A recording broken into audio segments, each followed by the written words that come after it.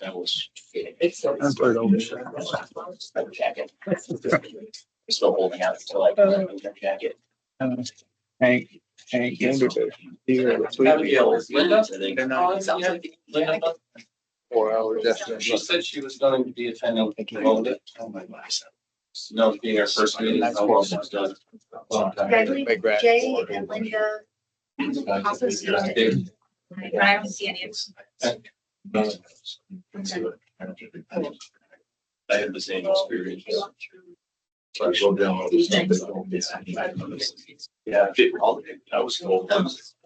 It was no loss in pain. I come. I just think.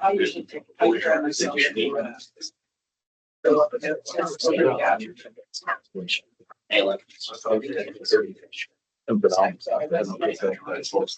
Wow, Tomorrow. get serious.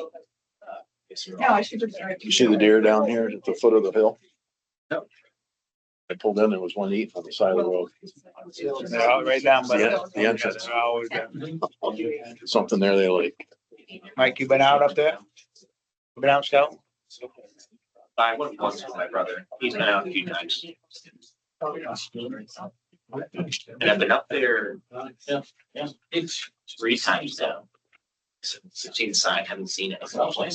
Been up 7 times, haven't seen one. Where's that? Silvio. East. Oh, yeah, we did see. Well, picturesque seating. 2 cows to the left, over to the right. Wrong zone. It's Fisty from. Wrong zone. Yeah. And in a swamp. Only behind it.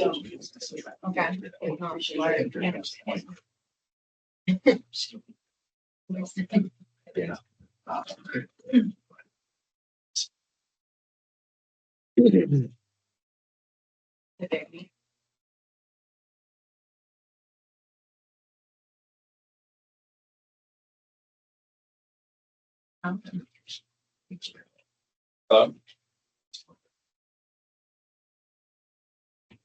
Sure. I'm going to give you the Abigail, and do you have Abigail's number?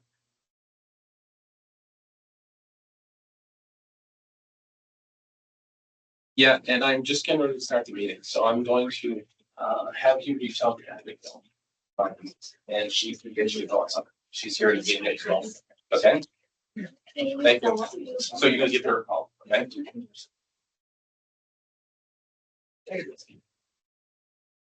Is it like that? Yeah. Okay.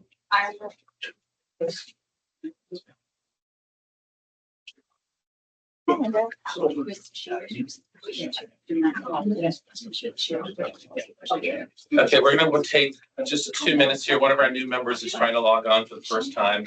And so Abigail is helping her. And we'll give her a couple minutes. Yeah, she just turned it on. Yeah.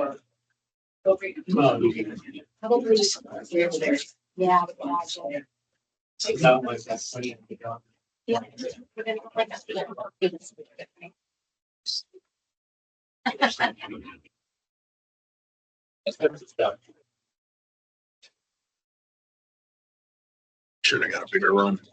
It's very, very small. So you put it- Good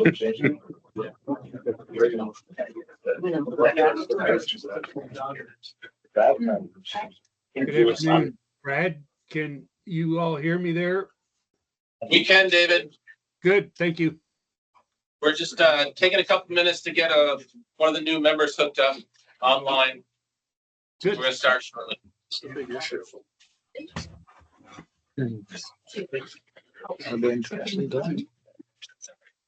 That's right. He's on the phone. He's trying to keep. Yes. Big J. Gonna have everything. Yeah. Hey, Jay. Evening, everyone. Good evening.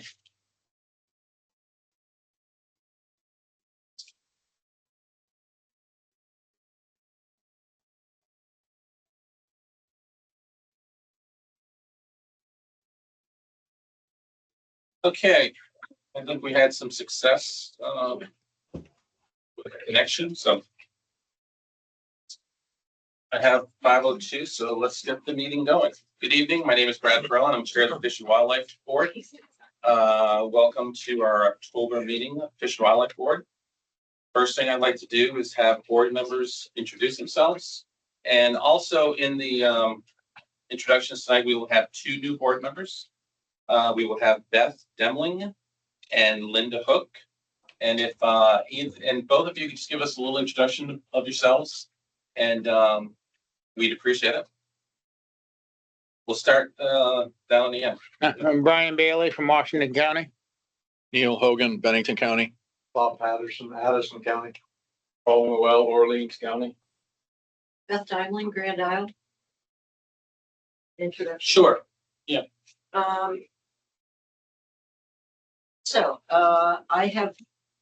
I'm not a hunter. Let's say that straight out. I used to fish recreationally. Don't really do that anymore. I have a degree in biology and another degree in fisheries biology. I have had the privilege of working in 2 national parks on fisheries projects, and I've worked in fisheries. My career has been split between fisheries and horticulture. For the first 15 or 17 years, I worked in fisheries and spent a lot of time on commercial fishing vessels, both domestic and foreign. And worked on other fisheries projects out of Oregon State University. And then I kind of switched to horticulture, and my husband and I retired from a wholesale plant nursery. We moved to Vermont in 2018, and I've been really enjoying getting involved in natural history and monitoring projects.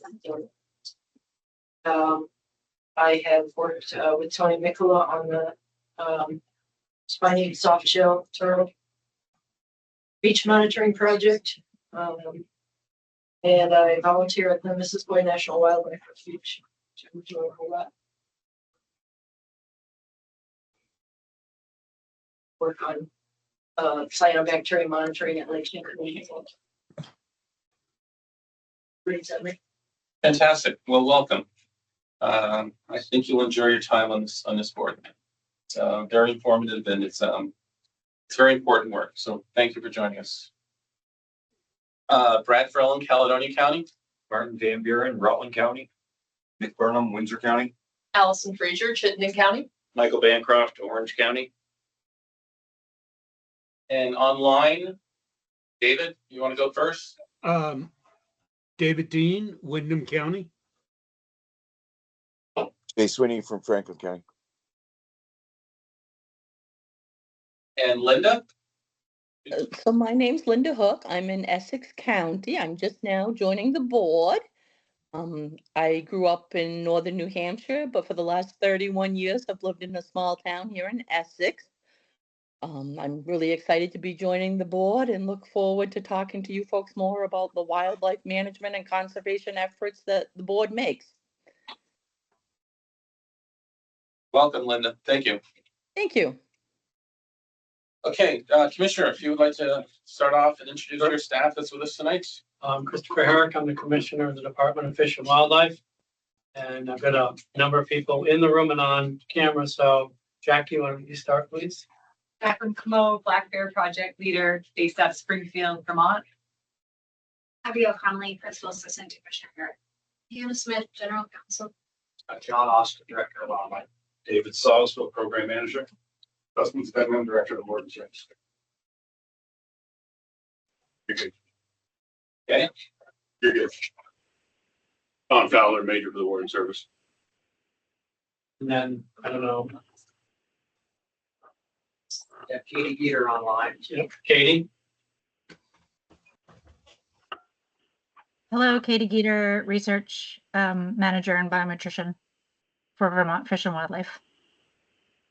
And Tony? Research for Tony. Hi, everybody. I'm Bree Furphy. I am the Fur Bearer Project Leader from Vermont Fish and Wildlife. Tony? Tony McCula, Upland Game Bird Project Leader. Edward? Yeah, I got one. I'll see Mary Beth Adler. Oh, Mary Beth?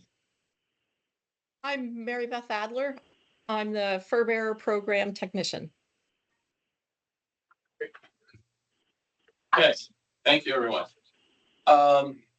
First item on the agenda tonight is the approval of the minutes from our April 24th meeting. Seems like that was an eternity ago, but has anyone had the chance to review the meeting minutes? Make motion to accept it, Clint. Okay, second. Okay, I have a motion to accept and second. Any comments or any changes to the minutes? If not, all those in favor signify by saying aye. Aye. Aye.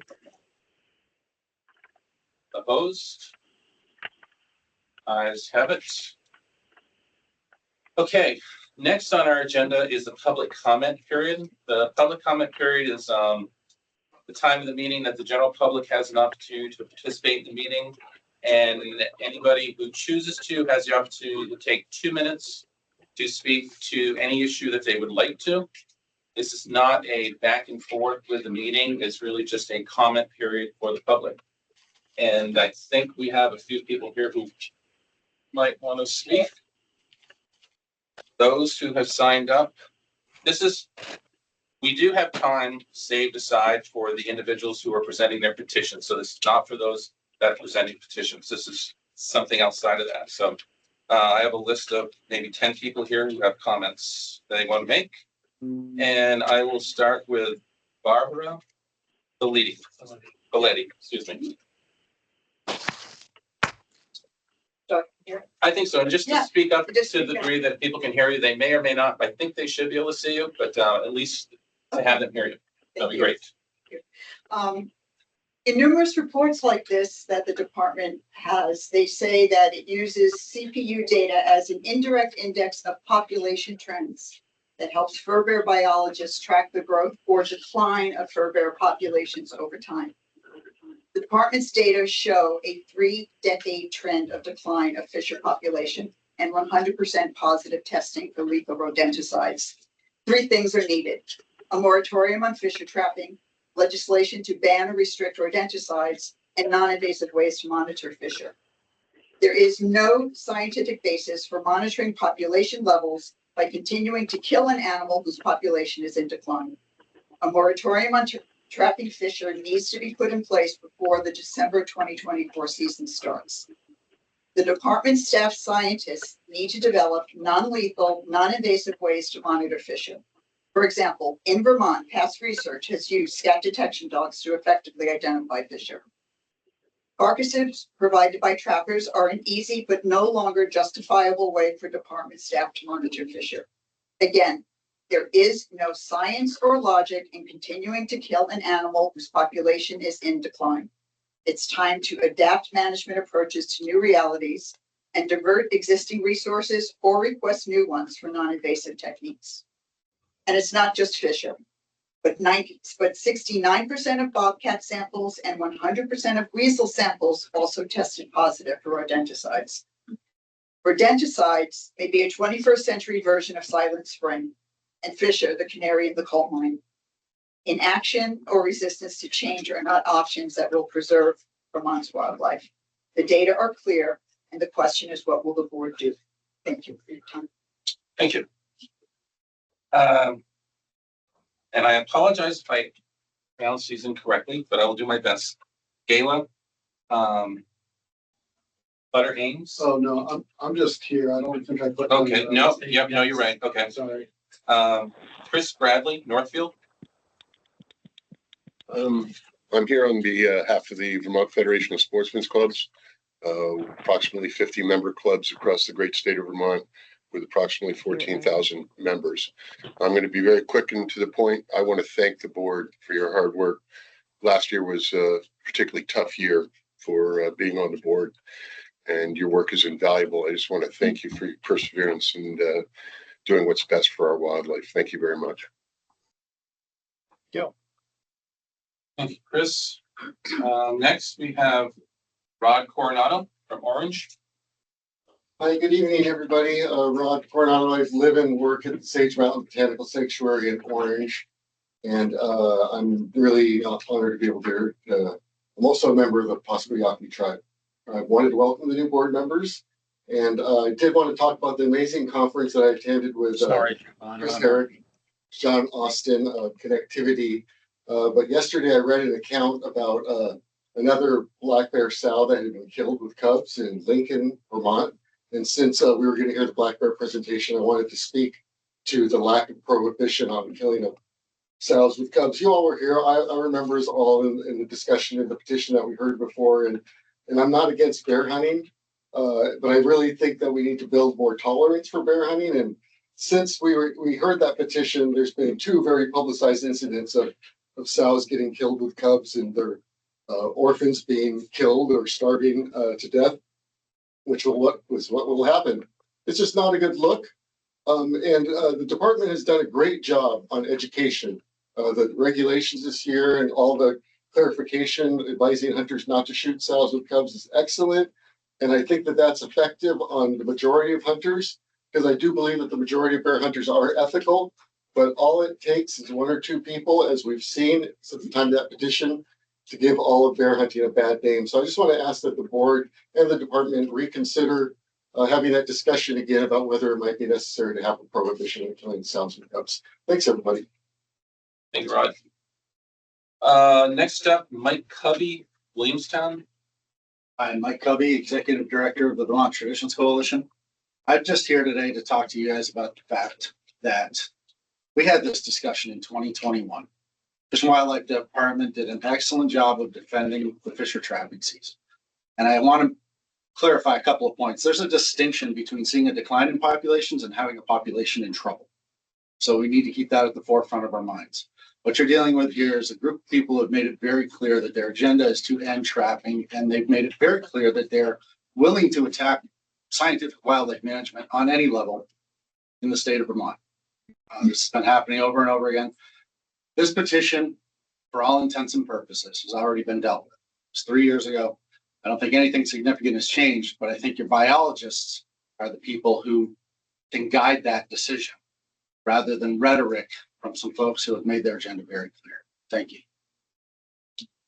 Thank you, Mike. Sarah Goslin. Hello, everyone. My name is. I'm sorry. Yeah, no worries. Yeah. It's a tricky one. Hi, I'm Sarah Gorsline. I live in Grand Isle. To introduce myself to new members of the board, I work for Project Coyote. I'm their Vermont representative. Our mission is to foster non-lethal coexistence strategies with wild carnivores throughout the United States, and I'm representing us in Vermont. I wanted to welcome the new board members, Linda and also Beth. I look forward to working with both of you, as I look forward to working with this entire board on improving Vermont ecosystems, which I hope is all of our goal here today.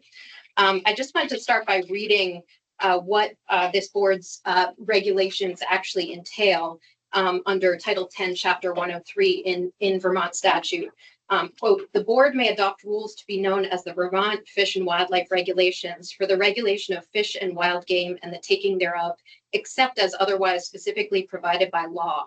The rules shall be designed to maintain the best health, population, and utilization levels of the regulated species and of other necessary or desirable species that are ecologically related to the regulated species. The rules shall be supported by investigation and research conducted by the department on behalf of the board, end quote. Today, I'd like to speak in support of Jennifer Lovett's petition for a moratorium on the trapping of fisher in Vermont. It seems like that would be a common sense measure, given that the population is experiencing heavy rodenticide poisoning. We don't really know the implications of that. I hope to see rodenticides banned in Vermont at some point by the legislature. I know there was a partial ban so that only licensed pest applicators can use certain rodenticides now, but I would like to see a complete ban, and I would look forward to working with the department and board to support a ban on rodenticides to better protect wild carnivores and birds of prey in Vermont. So just a reminder too that abundant abundant fur bearers don't mean healthy fur bearers, and also that abundance of a species doesn't imply that it needs to be removed for any reason. And I will continue to bring that to this board's attention, to the state's attention, to anyone who will listen. So thank you so much for hearing my points today. I appreciate the board. Thanks, Sarah. Next, Brenna Galdenzi. Yes, Brenna Galdenzi, President and co-founder of Protect Our Wildlife. Want to say welcome, Beth and Linda, to the board. Sarah and Barbara, I just want to piggyback on your comments. There's not really much more that I can say other than over the decades that Fish and Wildlife has been managing fur bearers, I don't think the department has ever shortened a trapping season or instituted bag limits. We're talking going back 30, 40 years.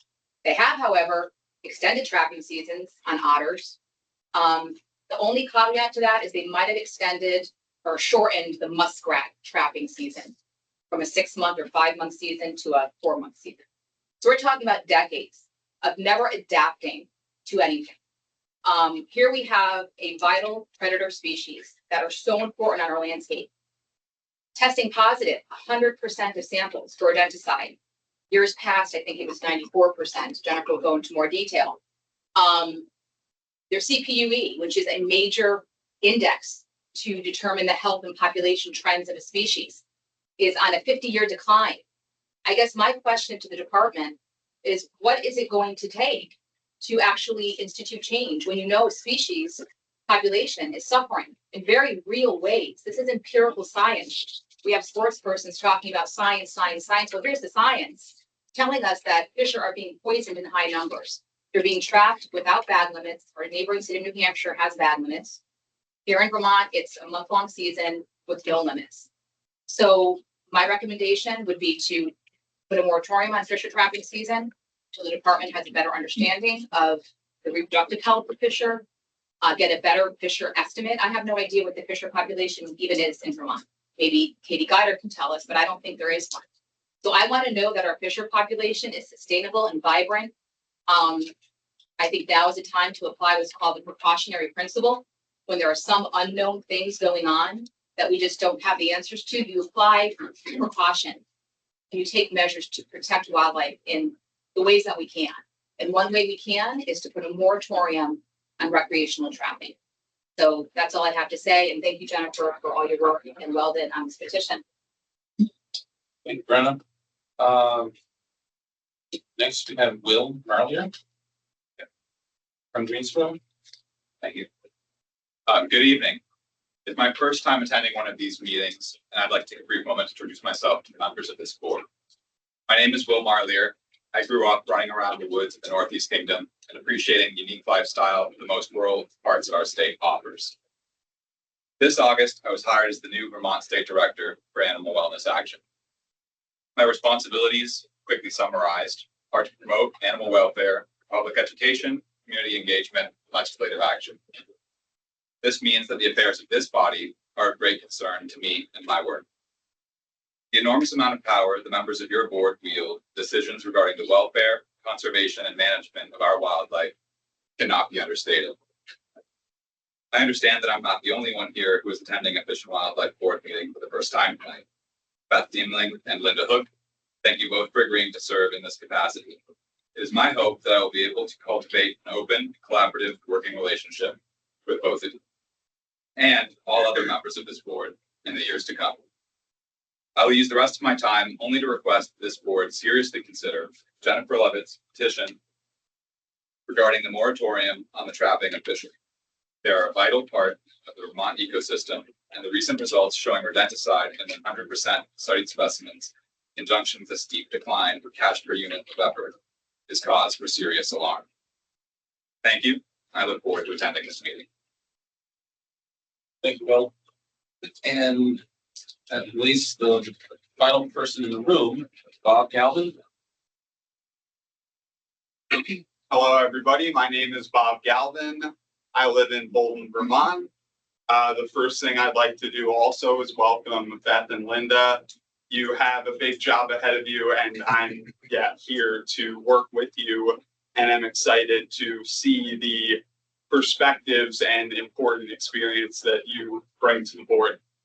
I also would like to talk a little bit more about the recent article in the Addison Independent that brought forward another incident of a hunter killing a mother bear with cubs.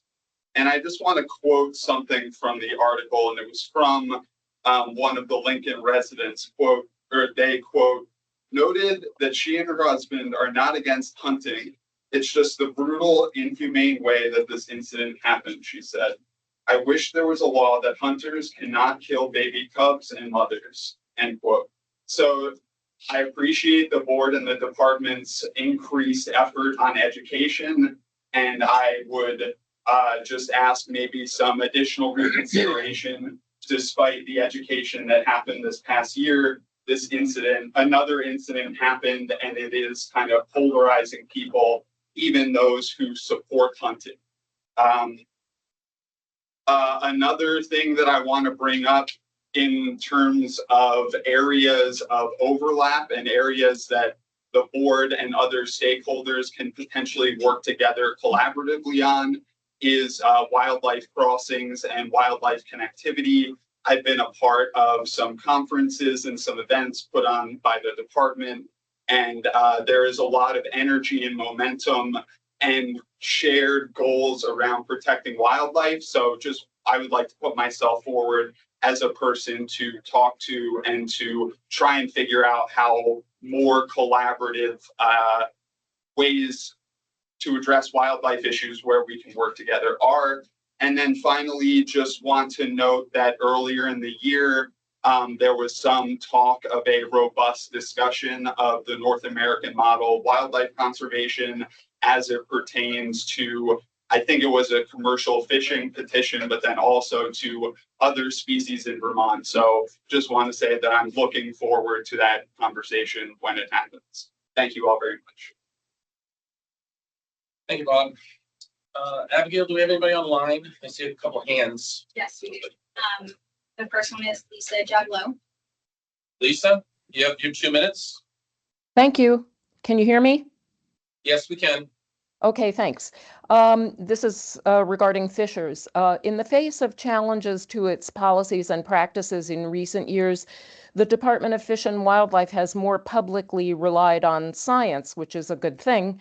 But in many respects, the department still seems to be trying to have its cake and eat it. One of those is the claim that trapping gives it access to study samples for things like rodenticide proliferation in wildlife populations. And let's be honest, there's no going back to a state where nature can be totally self-balancing. Humans have interfered far too profoundly for that. But with regard to a moratorium on the trapping of fishers, it does make sense to take a step back.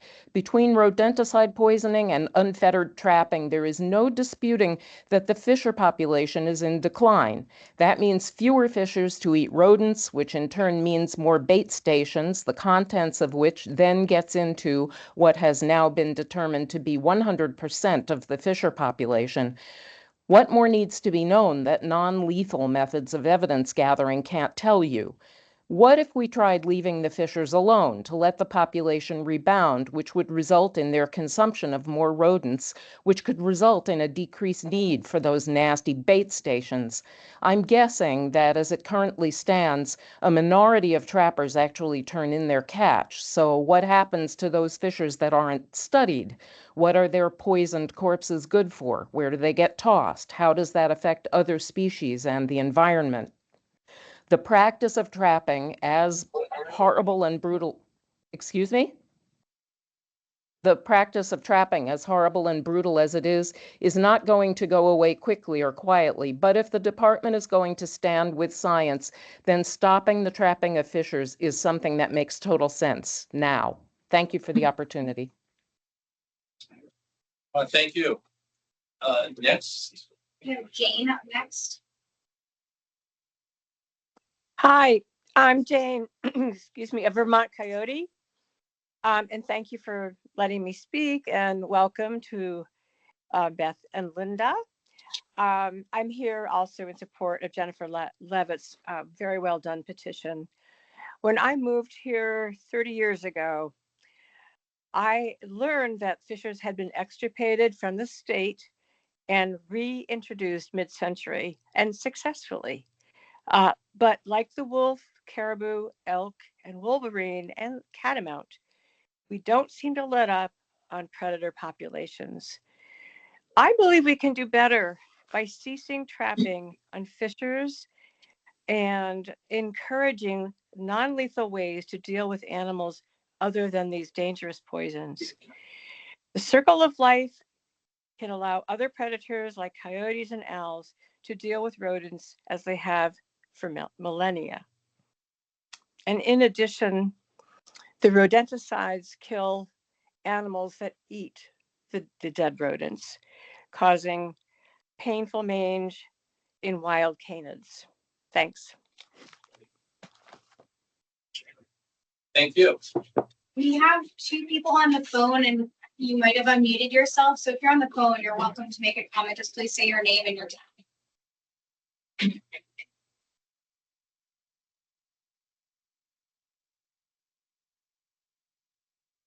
Is there anybody online that would like to make public comments before we move on?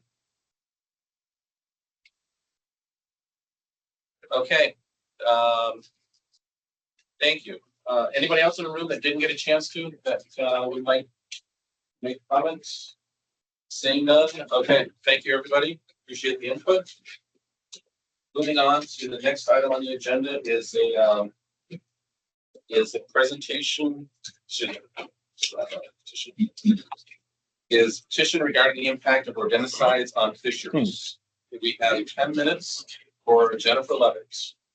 I'm gonna actually split my time with Bosworth, so I'll do Alden Bosworth. I need to do 5 minutes. And he's getting 5 minutes. Okay, Jennifer, do you want to? I guess you're right there. If you could stand right there, just so that everybody can hear you, is probably what the biggest concern is.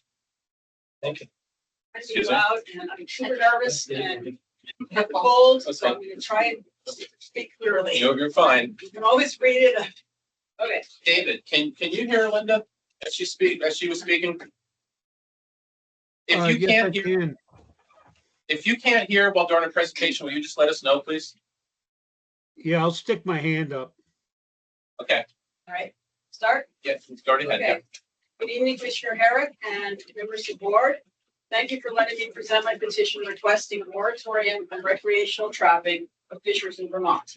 My name is Jennifer Lovett. I live in Starks Grove, and I'm a conservation biologist with a master's degree in environmental science. I became alarmed last year by data in several studies across the country that demonstrated the horrific impact of rodenticides on fisher populations. I sent you each a copy of my long paper on this topic, which I really hope you read, and I saw it's over there on the table. Anticoagulant rodenticides, or ARs, are commonly used to kill rodents in urban, rural, or agricultural, industrial, and suburban locations. These toxins work by preventing blood from clotting and causing fatal internal hemorrhaging. ARs poison wildlife in 2 ways. Primary poisoning, when a targeted animal eats the bait and dies several days later, or secondary poisoning, when a predator or scavenger eats prey that has eaten poison bait. Secondary poisoning has been documented in birds of prey, as well as mammals like foxes, fishers, bobcats, and coyotes. Multiple studies conducted across this country and in Canada have demonstrated that fishers, among other predators, are highly impacted by ARs, and that these toxins pose a considerable threat to predator populations. This past February, a peer-reviewed study led by researchers from SUNY Syracuse and including members of the Vermont Fish and Wildlife Department tested fishers across 5 northeastern states to evaluate land use patterns driving rodenticide exposures. Vermont had the highest rate of exposure in the Northeast, with 100% of animals testing positive for AR compounds. In fact, over 90% of the Vermont fisher carcasses tested had between 2 and 6 different compounds detected. The authors of another study conducted in 2023, which also included 2 biologists from the Vermont Fish and Wildlife Department, stated that fishers are, quote, highly exposed to a wide spectrum of ARs across Vermont. The near universal exposure of the fisher sample suggests that AR exposure is widespread and represents an underestimated health risk to wild fishers. Rodenticide exposure is an important driver of population decline. Both of those studies are linked in this paper. Fisher populations face major threats from habitat loss, AR poisoning, trapping, and effects of climate change. Because we already know fisher populations are declining in Vermont, and that 100% of fishers tested this year were positive for ARs, it seems expedient to put a moratorium on recreational trapping of this species. You have the power to remove one of the existential threats to Vermont's fisher populations right now, non-essential trapping. In the middle of the 20th century, Vermont's fisher numbers declined due to long trapping seasons and loss of habitat from logging and farming. To increase their numbers, a moratorium was placed on trapping fisher in 1929. And from 1959 to 1967, fishers were reintroduced into Vermont from Maine to manage porcupine overpopulation. So there is already an existing precedent for a ban on trapping. Extremely sensitive to human-caused environmental disturbances, fishers are considered a keystone and an indicator species. Thus, a healthy fisher population is the sign of a mature and well-balanced forest ecosystem. A declining fisher population is cause for alarm. Sublethal exposure to ARs is equally devastating to wildlife, resulting in compromised immune and circulatory systems and abnormal clotting mechanisms. Minor wound can result in a fatality in an animal made much more vulnerable to hemorrhaging. Tick infestations are life-threatening. Nursing mothers transfer lethal toxins to their kits, and there are more miscarriages and stillbirths. Rodenticides clearly have the potential to decimate fisher populations. Subject to federal regulations, ARs are most often placed outside buildings in ready-to-use or refillable bait containers. But these toxins are ubiquitous and do not protect wildlife from exposure to poison prey. In fact, they are still available online to anyone, and unlawful use is a serious problem. In summary, fishers, as well as numerous other native predators impacted by ARs, are critically important to Vermont's ecosystems. Clearly, we cannot afford to lose this important species. Rodenticide usage is widespread and uncontrolled. Habitat loss and fragmentation, as well as climate change, are also serious ongoing challenges. The one threat to fishers populations that we can control and remove is recreational trapping. I am asking you to implement a moratorium on that dangerous and unnecessary activity now. I'm giving the rest of my allotted time to Dr. Weldon Bosworth on the screen there. He's an environmental consultant who will discuss fisher population decline and support it.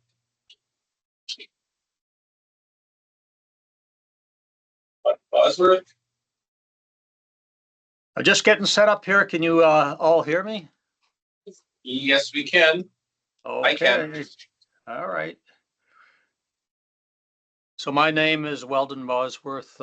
I've spent quite a lot of time in studying populations in the communities of various biotic species. I've had quite a bit of experience as an environmental consultant and expert testimony on several different states in British Columbia. So as with these bona fides is one of the reasons that Brenna asked me to take a look at some of the data that derived from the trapping program in Vermont. I first looked at the autumn newsletter, which showed the data plotted on a chart. I looked at it and I said, oh yeah, that's pretty good. I looked past the coyote data and said, well, this looks like it's declining the fisher catch per unit effort. So I basically wanted to illustrate how that works. When you have a chart like this, where you've compressed the y-axis, it doesn't look like it's too bad. But if you actually put it on an appropriate axis, such as up on the top left, you can see that the decline has been quite significant. So I applied a couple of ways of looking at this quantitatively. And one was just comparing the first 15 years of the time period with the years subsequent to that. And as you can see, the catch per unit effort is about half of what it was from 1990 up till 2004. I also did a linear regression on that, and as you can see, the slope is very definitely down and to the right. If you look at the places where the linear regression crosses the boundaries of the graph, it goes from 3 down to about 0.8. And just this is a real rough estimate, but based on the linear regression, you've got a decline about 73%. I also looked at the Fisher harvest. Fisher harvest doesn't look that great either. It looks like since about 2005, you've been in a declining trend.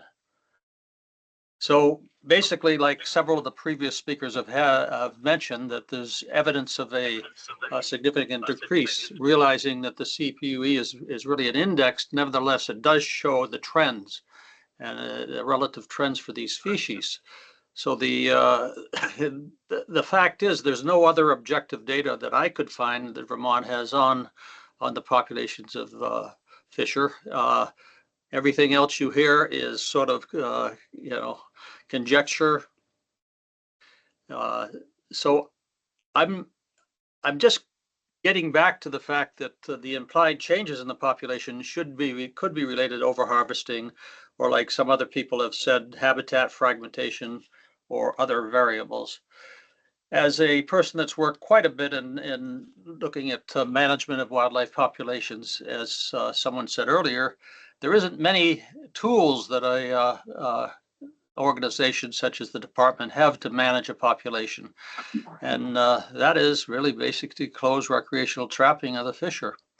And as Brenna mentioned earlier, any decisions made on wildlife should be made with basically the idea, the precautionary principle there. You can never bring them back, as you saw back years ago, as Jennifer mentioned, when it was totally fish off, trapped out. Anyway, that's what I had to say, and thank you for your time.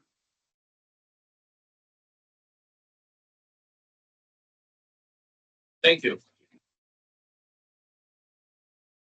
Jennifer, you still have a little bit of time left. Are you all set? I don't say, Okay. no, I just think that, reiterate that we don't know exactly what the population is, and this is, Fisher is actually a pretty reducive animal. It's definitely getting this secondary toxicity because they're not really out here in the bait boxes eating mice, and they're getting it through the skunks and other animals that are consuming the rodents directly, and so this is getting into the old growth forest where they live, and it's a really detrimental situation. I think we will take it seriously, and I'm not saying forever. I'm asking for a recreational trapping moratorium until such time as we will figure it out. Okay. All right, thank you. Do you have any questions for the presenters? Thanks. So I'm curious, so the antitriular drug pesticides, they can be passed from like to another. Do you know what what is the pathway? Well, there are two types. There's the first generation and there's the second generation. And the first generation was the first ones that we developed. And they would take about normally 49 days to kill the rodents. But they started having resistance to it. So it could take longer. And what happens is that rodents is while they're dying, they're acting abnormally. They will actually go out in the daylight, and this is one reason why raptors are finding them. And it's a huge problem with raptors too. They find these animals that are wandering around in the middle of the day, kind of the description is they were drunk. That's the first generation. So they developed more toxic levels that have a longer half-life, and they're each slightly different. And it will be in several of them will last 100 days.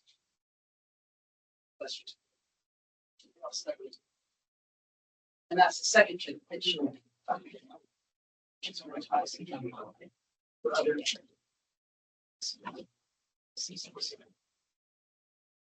So they eventually, the animal passes them through, or they break down. Well, either they're scavenged, on the ground, but already dead, or something catches them and eats them. And then in the case of like a larger animal, like a coyote, it would probably manifest itself in mange. Foxes get mange. A female fisher is considerably smaller than a male fisher. And it will be more toxic in her body. And they raise their kids inside trunks, solid trunks. So we don't even know the fact that the kids are being killed by it's been tested that it's passed from the lives of babies. Our research has to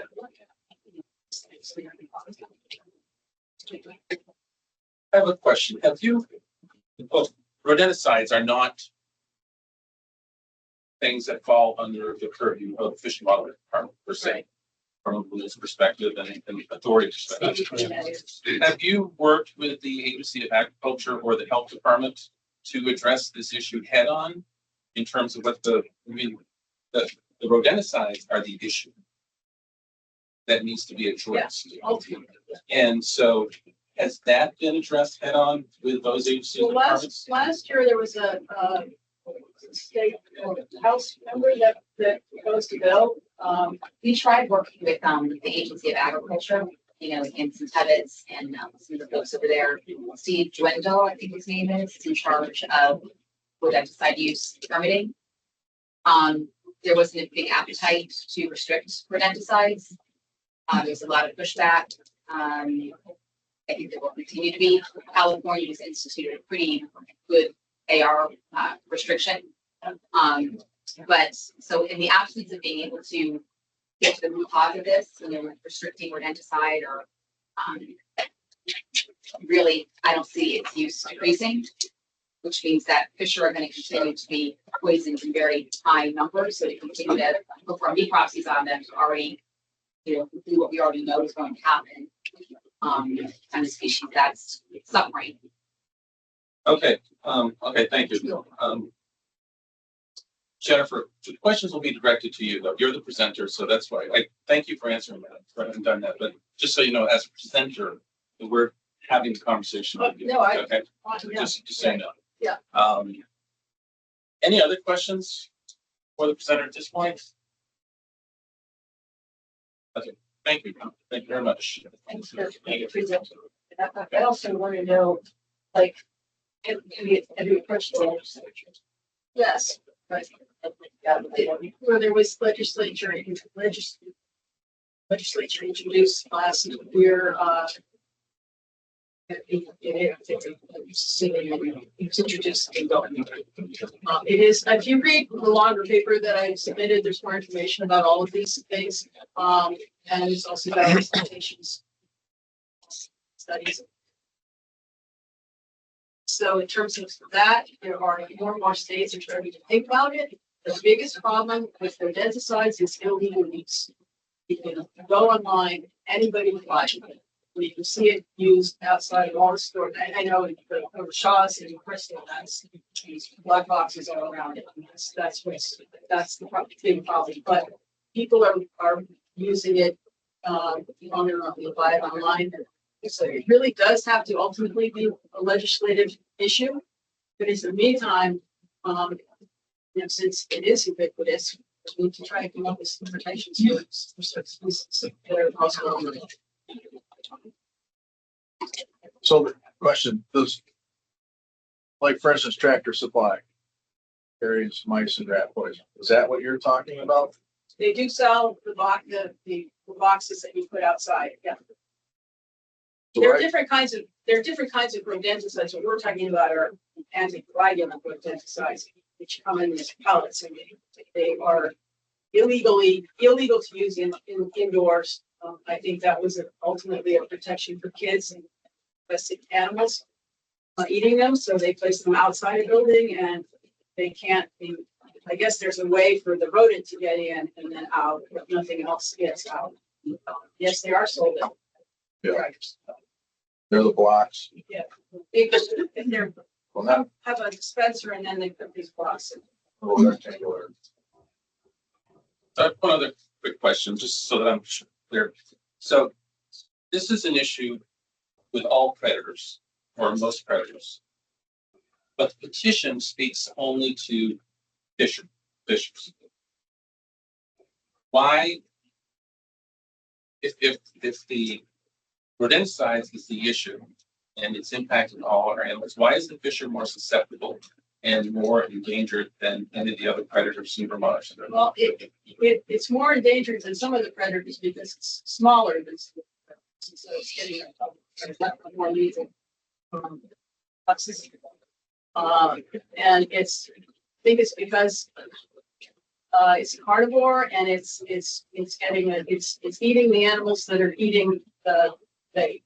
A coyote will get mange and it can die from mange, but it can also recover from mange. It's not on the, it doesn't seem to be hitting fertility levels. I mean, with fishers, it's affecting fertility levels, it's affecting offspring, fatalities.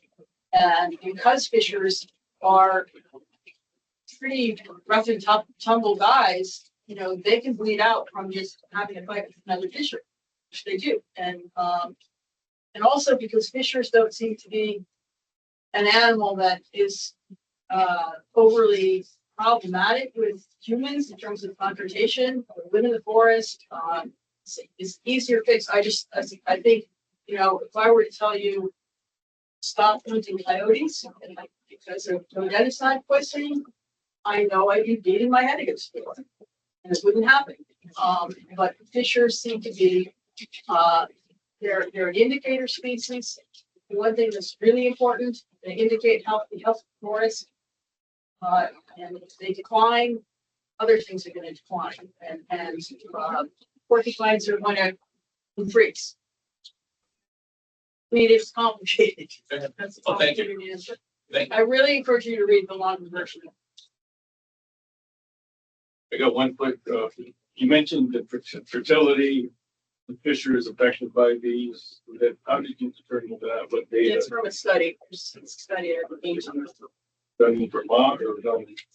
I don't know whether it was the Vermont study. There are Canadian studies. There are California studies. The Vermont studies didn't focus so much on fertility, but they focused on more on where fisher populations will be most affected. So. And there's other places that the fisher were consuming the same type of rodenticide. Yeah. It started interestingly with marijuana farms in California, illegal marijuana farms out in the way out in the outback, and fishers were declining dramatically, and so they actually they federally protected two or three groups of fishers because they can't seem to control the use. And I think that's why Californians want to fish for this law. Well, that's something I always think of doing in Vermont. There's a rise in marijuana farms, obviously, and I wonder if there's a correlation with the piece of rodenticides in that regard. A good study you do. Well, any other questions? Can I ask you a question of Weldon? Yes. Weldon, I had a question about your first diagram. Can you hear me? I can. You have it says from the Fur Bearer Management Newsletter. Yeah.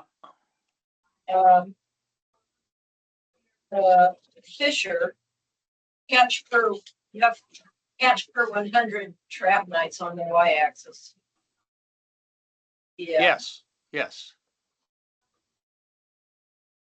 Okay, CPUE is just a relative thing, so I was trying to figure out, well, what does that really mean for fishers?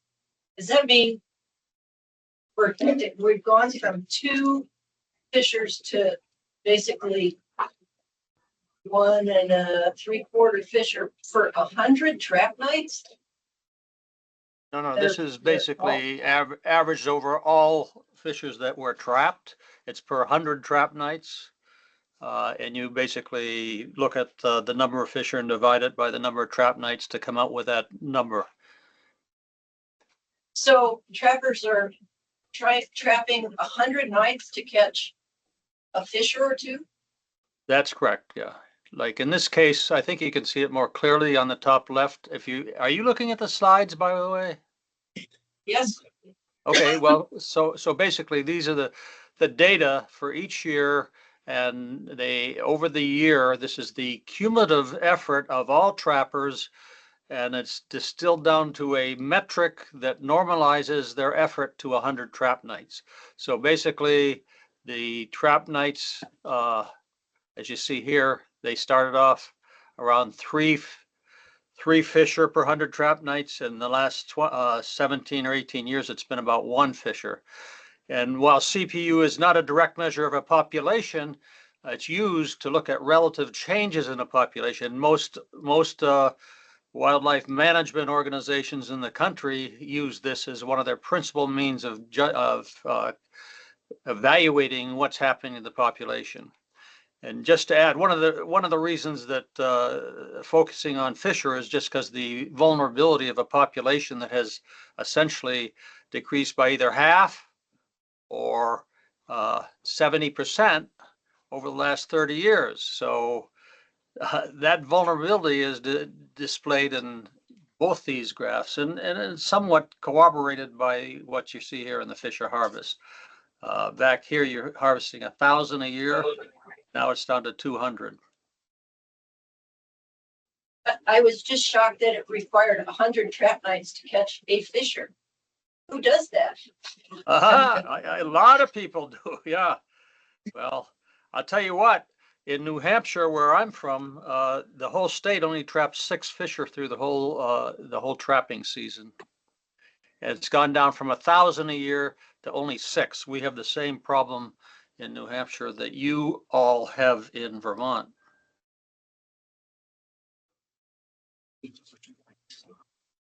Seth? Okay, thank you very much. Can I just say, Thank you, Weldon. can I say one tiny thing? Sure.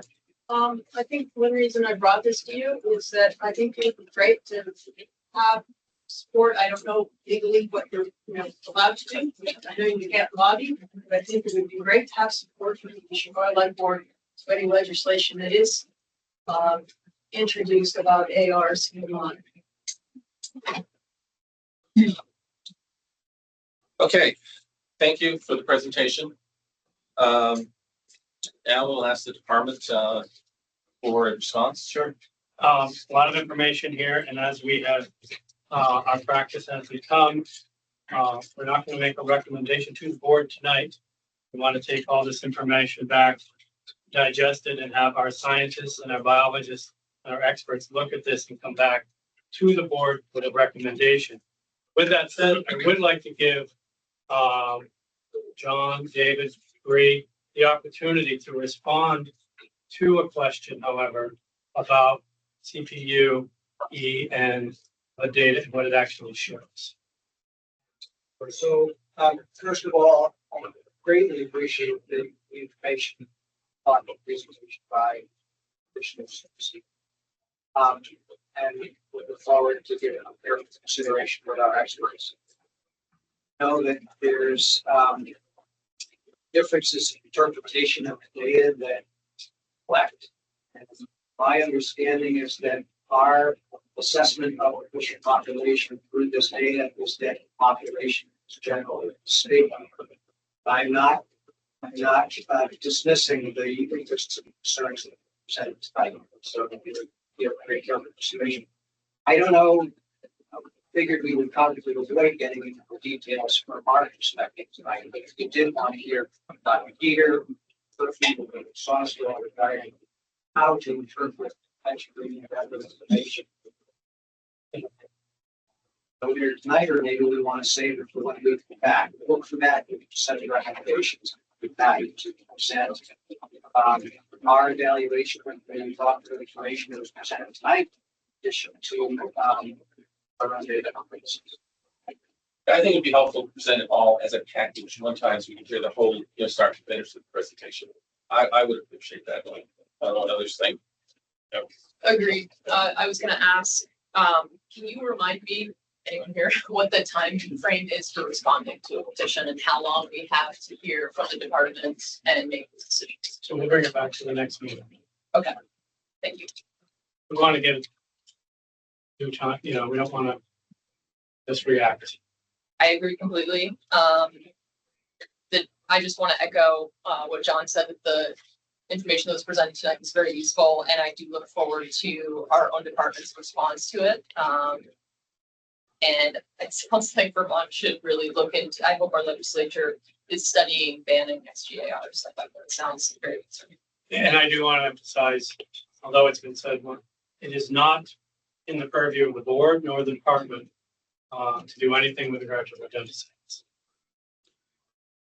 Do anything with what, Commissioner? Rodenticides.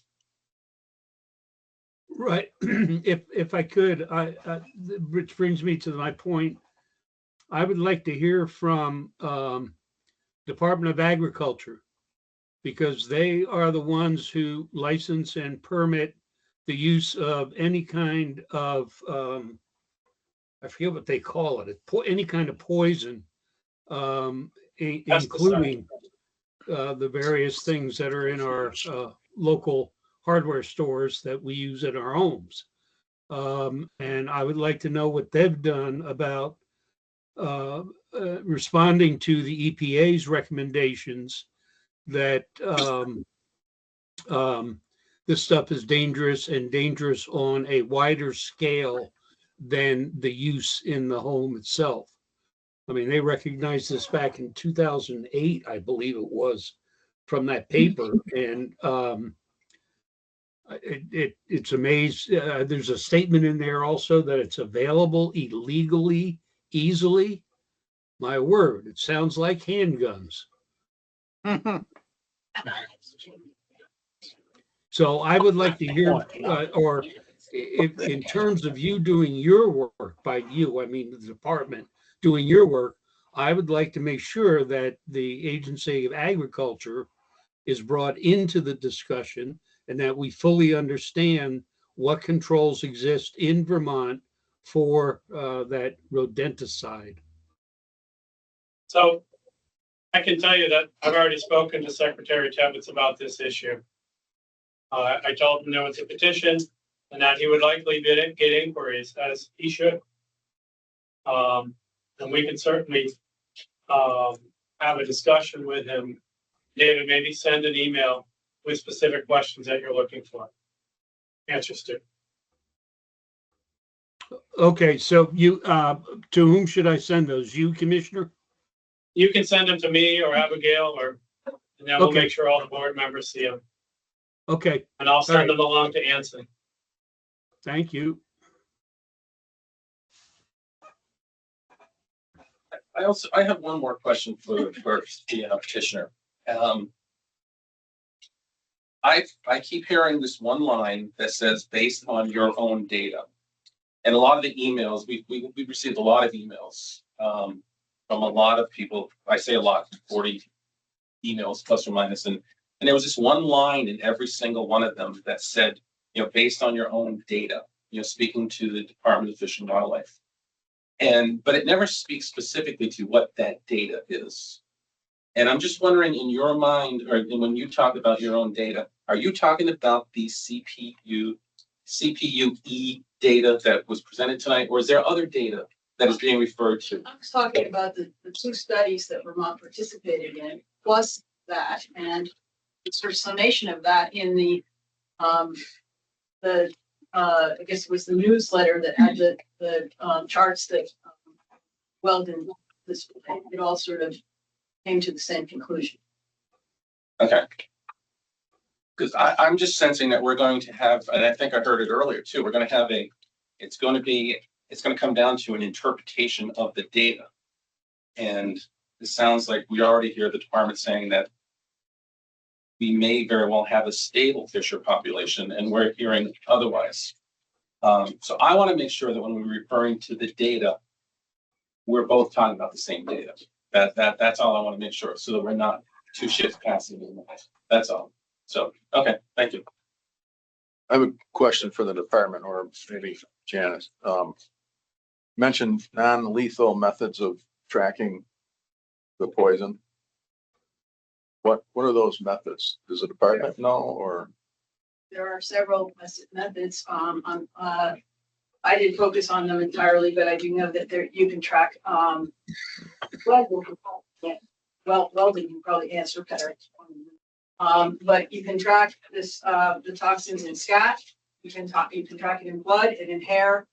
There are actually dogs that are trained to find fresh scat that can be analyzed. Ultimately, it's the liver that is the main, area that this is concentrated in. But there are methods that are used to live trap and take blood samples or take hair samples. And hair is actually a really valuable way of measuring it, and it doesn't degrade, for one thing. Scat has to, I believe, and I may be wrong, but I believe scat has to be collected within a certain amount of time, or it will start not showing as much strain. Yeah, there's several means.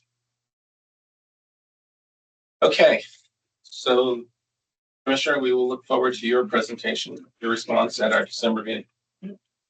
Thank you. Okay, moving on. The next item on the agenda is the petition on fall archery turkey season. Is the presenter with us on that? Okay. Sir, you have the floor.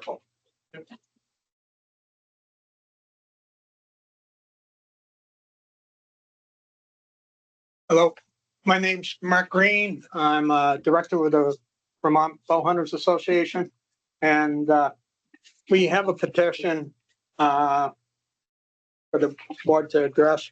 I'll read the petition, and basically what we're requesting is the Vermont archery turkey season, which is on now, be running concurrent with the first archery deer season. Okay, the petition states, Vermont Bow Hunters Association respectfully requests the Vermont Fish and Wildlife Board to consider extending the Vermont fall archery turkey season to coincide with the first Vermont archery deer season. The current season opens the first Saturday in October, where the current archery season for deer opens October 1st. For many years, they did open the same time.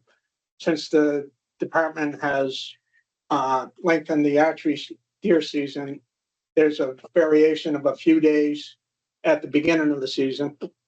So we would also like to have it extend to the same day as the end of the first archery season. That entails about 2 weeks in most of the zones and several days in some of the zones. Different zones. We'd like to make this statewide as versus wildlife management units. There are a few units down in the southwestern part of the state that are open till November 10th, which is 5 days before the start of the regular rifle season. So we feel that bow hunters don't usually target turkeys. It's more an opportunity hunt. While you're out deer hunting, most of them are hunting, for deer, and happen to have a flock of turkeys come. So that's what we like to see. We feel that it had very little effect on the wild turkey population. Last year there were 65 turkeys taken with the archery equipment in the fall. They've had a high of, I think, 250 back in 2022.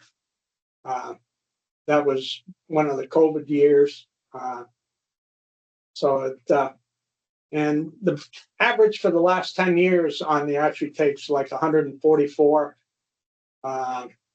turkeys taken throughout the year. So we feel it have very little impact on the resource, and great opportunity for bow hunters. Basically, that's. Yeah. Thank you.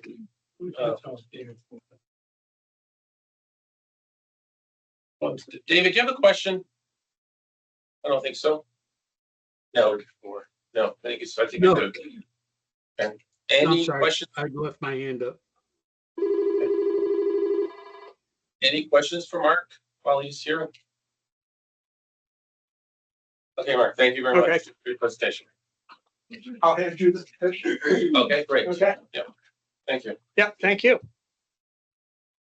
Okay, Commissioner, does the department have a Well, response? again, now there's no real time frame on this because it's come and gone. Yep. And so, but as like I said, our practice, we'll bring this back at the next meeting with a recommendation. And I just want to make sure, we'll need that to make sure we understand exactly what is being asked. There's a lot there. Okay, thanks. Question, when do the bird hunting rules come back around for that rule to be reopened? So I need to ask, do we need to open the rule for that, or is that similar to the waterfowl season? Yeah, seasons in the rule. Yeah. So that would be a whole rulemaking. And so if that's the recommendation, we might have other rule changes coming up after the new year. So we don't want to be doing 2 or 3 rules all at once. So we'd have to stack them. So that'll be part of our recommendation as well. Thank you. Okay. Leaving my agenda. Yeah. Next up, we have a discussion on licensed each dog tracking. 10 minutes. Paul, this was a discussion that you wanted to have, and Yeah. I got a note from Mandy Harbeck. She's a licensed leash dog tracker in Orleans. The 2 major concerns were these trackers are not allowed, according to her, to charge a fee for their services. I have used that service in the past. I'm sure many others in this room have also, but it is a very helpful service in recovering a deer you couldn't, or any other animal you couldn't otherwise. And then her other concern was, according to her, was they were not allowed to track any big game animal outside of the legal hunting season. And there, she mentioned about someone that might have a nuisance bear permit. They shot a bear, and if they couldn't recover it, they couldn't go out and help recover that bear. So that was her 2 major concerns. I think I would like to hear from law enforcement on some of these. I'm not sure how accurate she is on these. So I think that would be a good place to start, along with any others. so yeah, can I just ask a quick question? Sorry to interrupt, but one, does this fall under the board? And 2, does it fall under rulemaking? So here's what, I got the letter as well. And so I've talked with law enforcement, and I'll let the colonel speak in a minute. And there's and this is something so let me start where I think we should go. I think you should ask the department to come back with a recommendation on a rule change or something on this. The law enforcement agrees that it should allow for tracking outside of season, for the reasons I think you just shared. And then we want to talk to other folks about the charging issue. And that's probably something to have for discussion, but it sounds like this may be one person looking to do it. As we talk to other leash trackers, they're not interested in it. I've also done that, and some of others have too. So, but we can certainly come back with it's not really a petition, but the board can do this on their own, without a petition. Sorry, can you clarify? You talked with other trackers and they're not interested? Yeah, in fact, they don't think they charging? should. They don't think they should. Charging, yeah, okay. Yeah. I just want to clarify. And I'm inclined to agree with that. But that's, we don't want to get out over our skis on this. But I think we could come back with some recommendations to the board as well. Did you want to add to that, Colonel? Not unless it's a specific question to cover it. For clarification, anytime these people go out, they have to notify the dispatcher or warden when they go out, correct? Yeah. And that would include in season or out of season, correct? Yeah. And the one thing I'll say is that it's a single dog on a leash, so it's not, regardless of the time of year, it's not going to be causing a tremendous disturbance to anything. And most of the trackers do it for the love of it, real. Sure. They do actually steam. So it's like anybody volunteers for archery courses or safety. It's all volunteer. They do it and that's, they've always done it. Something interesting we found in looking at it, by the way, is it says you can use them for tracking big game, but then in its own definition of what big game is, it says it's bear or deer. Right. Nothing else. So does this fall under the big game? Or what rule is this? I don't know, what rule is this? Appendix 15. Section 12. Or appendix 12, sorry. Of what? Of Title 10. So it's statutory, No, it's regulation. It's It's regular. board regulation. Yeah, board regulations, section 12 is the leash tracking document. Okay. I know, do you remember, there is I don't remember the statute, but the statute specifically says the board will create rules for this. So.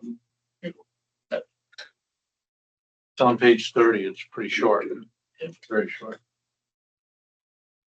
Okay. So what you just said, moose could not be tracked, is that what I heard?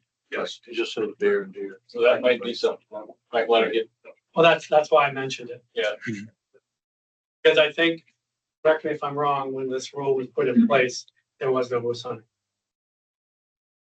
Makes They sense. actually started about the same time. Yeah, this rule is enacted in '96, and I don't think it's been addressed since. The bottom line is tremendous recovery, the use of land. Benefit for them to be applicant. Yeah, for sure. If you've never seen the dog work, they are very impressive. I don't know, test the boss. Right. Abigail. Yeah.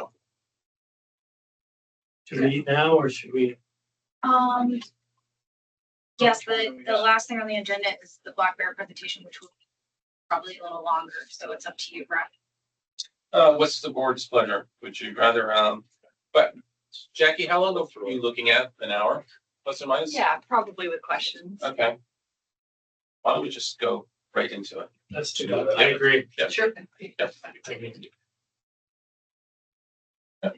Okay. Commissioner, I'll turn it over to you to introduce the next session here. So, John, do you want to do the introduction or David? I'd be delighted. So, for those of you who have not met Jackie Colo, Jackie's been with the department for 10 years. Handout. You have a handout. She's been working on the Bear project, amongst other things, since she's been with the department.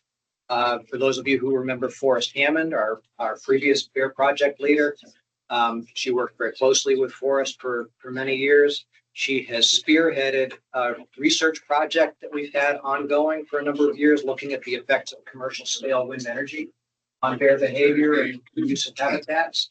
And for better or worse, she's expert at dealing with all of the bear-human conflict issues that are going on these days. I think Jackie's going to share with us tonight sort of a broad overview of what we know about the bear population in Vermont, what we're learning through various research efforts, how we're dealing with some of the bear management issues and challenges today, and just see where the conversation takes us. Jackie has a degree in wildlife from the University of Maine and a master's degree in wildlife from the University of New Hampshire. I really enjoy working. And so Jackie, again, thank you very much for doing this. We really enjoyed the presentation you had last year. It was very helpful, and that's why we've asked you to come back again this year. Just for anybody who does stay around and listen to this, you're welcome to. It's a great presentation, but just so that everybody knows, this is a working meeting between the board and the department. And so the board will be asking several questions of Jackie throughout the presentation and after the presentation. But that's the interaction that's to occur. It's not from questions from the back and forth from the public at this point. It is a working meeting of the board and the department. So just a reminder for everybody. So with that, Jackie. Great, thank you. So yeah, I'm going to do, like John said, a pretty broad overview of the BEAR program, just to kind of help orient new board members, but also as a recap for those of you who have been here for a while. There is some new information, but some of this will be a little repetitive. But yeah, and again, feel free to ask questions as I go through it. So I need to just.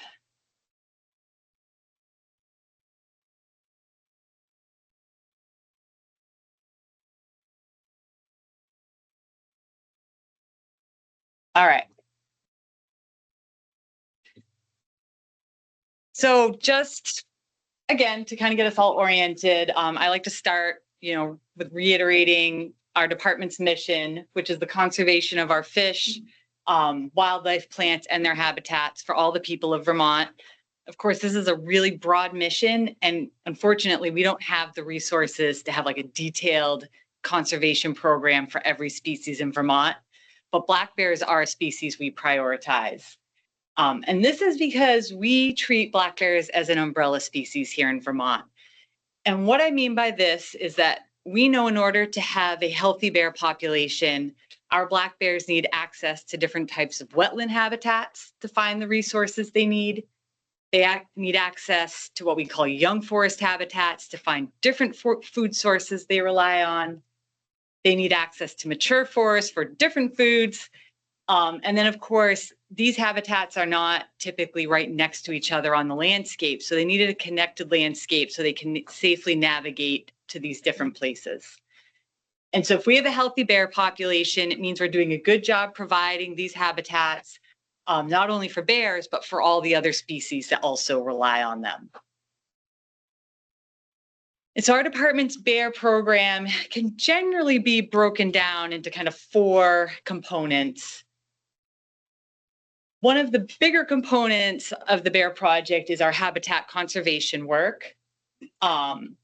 We also occasionally conduct research projects to better understand the needs of Vermont's black bear population. Probably the part of our program we are most well known for is overseeing the state's bear hunting season.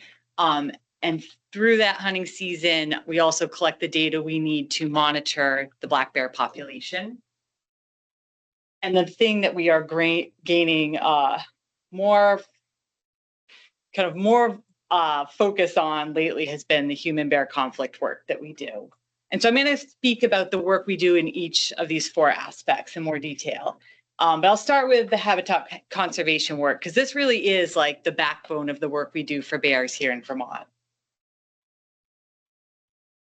And so to understand the habitat needs of bears, right, we have to focus on the foods that they rely on. So this is an opportunistic omnivore. They have a very diverse and flexible diet, which makes them a really interesting animal to work with. But it also means that they need a lot of different types of habitats to support them. So here in Vermont, some of the critical foods that our black bears rely on, most of them come from plants. Bears will eat vegetation directly, but they really rely on the fruits produced by plants for the bulk of their diet. And we typically break these fruits down into 2 categories. We refer to them as mast, and we focus on what we call hard mast. So those fruits that are contained within like a hard shell. So things like beech nuts and acorns and different types of seeds. And then soft mast, so the soft fleshy fruits like your blackberries, your blueberries, your apples, your raspberries, your wild cherries.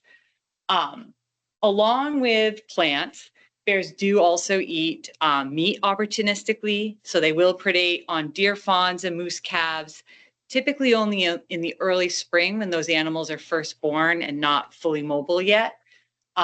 They will also eat a lot of insects and the larvae of insects. And they will scavenge carcasses as well.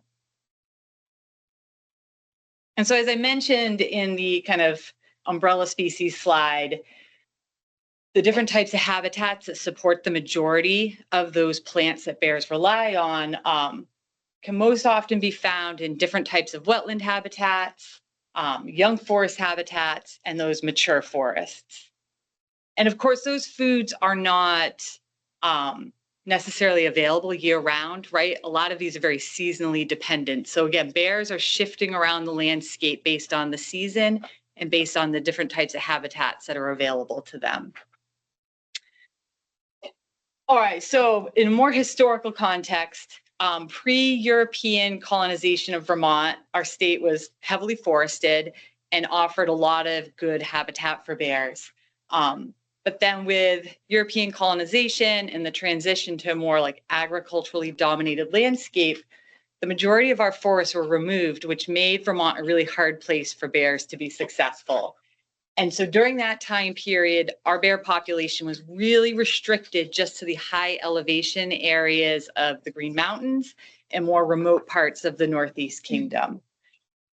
But as we saw farm abandonment happen and our forests slowly start to recover, we also saw our bear population start to recover.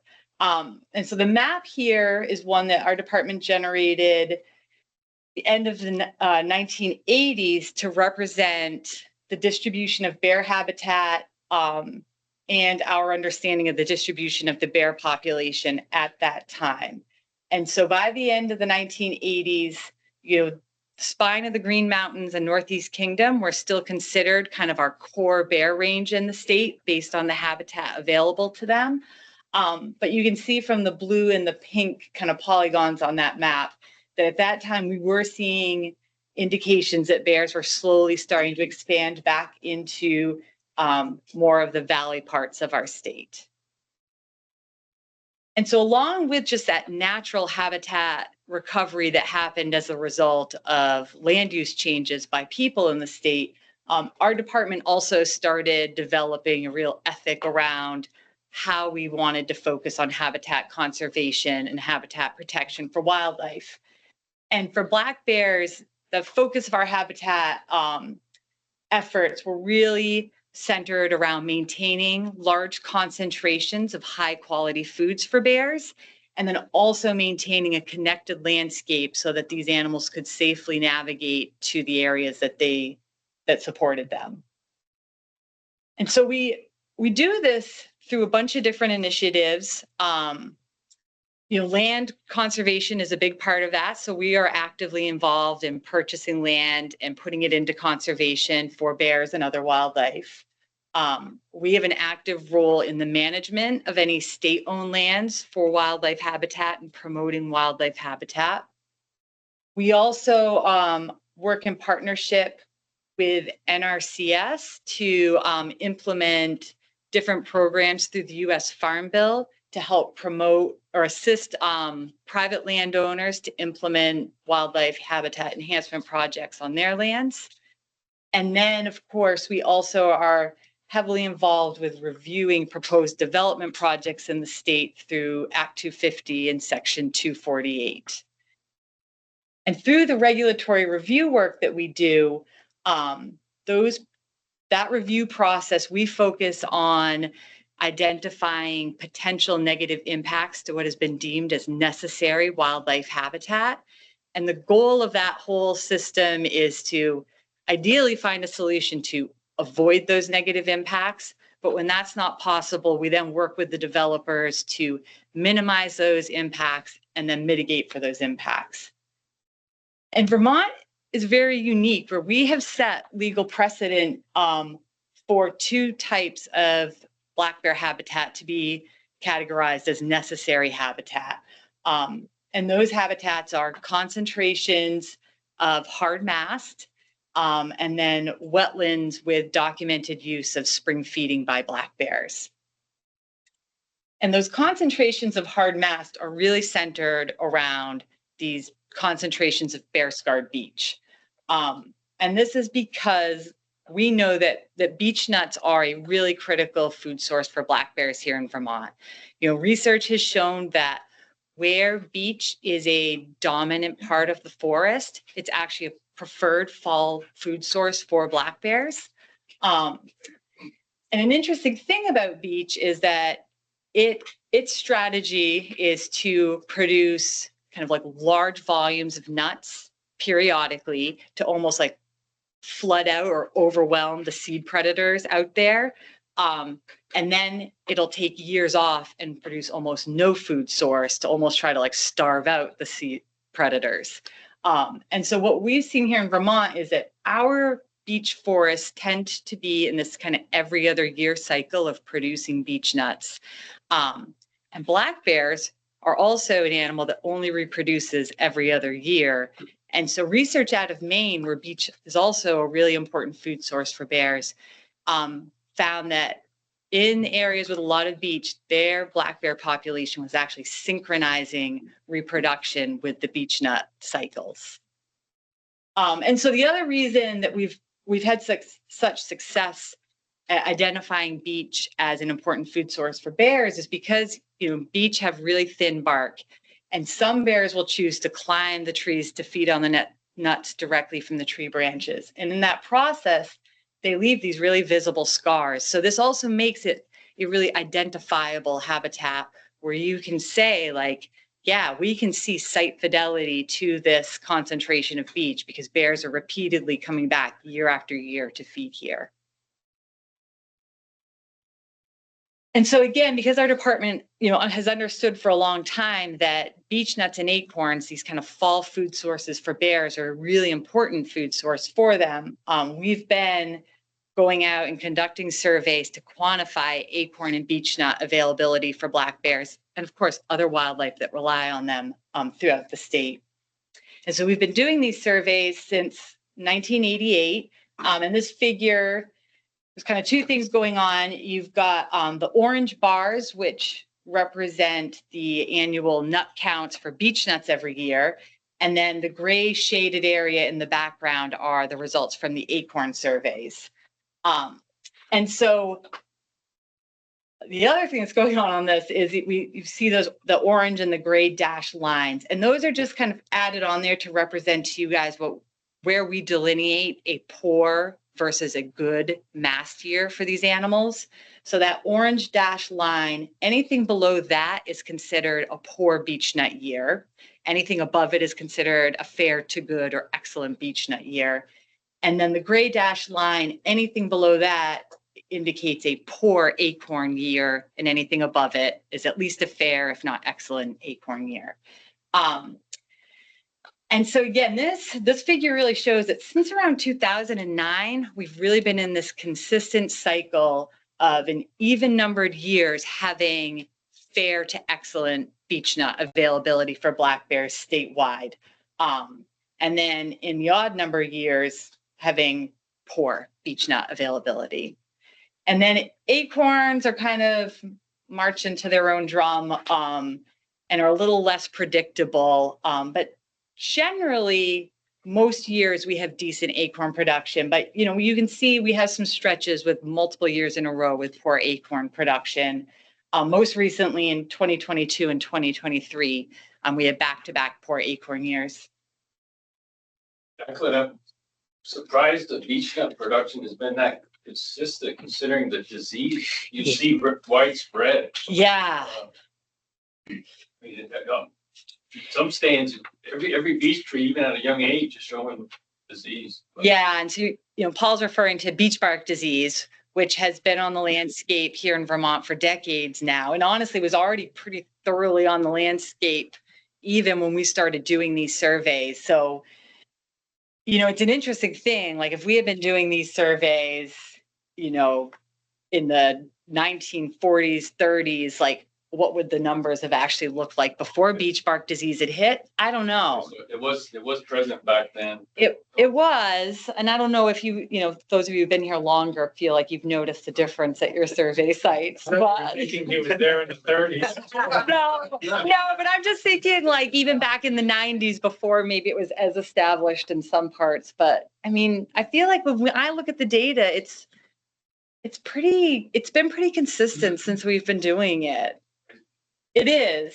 And there are some theories out there that part of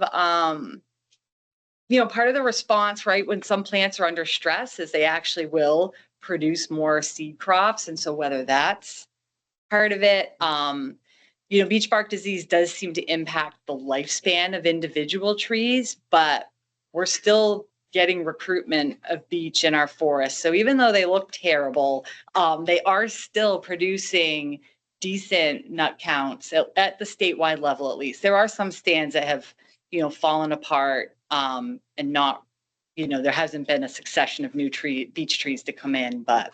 As you say, Jackie, most instances, even where we're seeing advanced mortality due to beech bark disease, the replacement within the forest structure exists. And so you see some of these stands where the more mature beech, subject to the disease, they're either dying or until they die, they're still producing nuts on a regular basis. It doesn't seem to affect their nut production. And then with the recruitment of new trees into the stand, by the time they're 9 or 10 inches in diameter, with or without the disease, they're now producing nuts. And you start to see the bears shift their use of the trees from the larger, older trees to the smaller, younger trees. These are the same stands you're watching every year, or are you adding any other places? We shift around. We do shift around a bit, but there are some stands we've been doing for a long time. Yeah, exactly. So it's a mix. Yeah. And we're honestly right now starting to increase the distribution of our acorn surveys, because again, when we first started doing this, we didn't do a lot of acorn surveys because bears weren't living in the parts of the state where we had a lot of oak. And so over the past few decades, we've been slowly expanding that. And honestly looking to do it a little bit more because there's a new non-native invasive threat to beech called beech leaf disease. And so, yeah, poor beech trees are taking it hard for sure.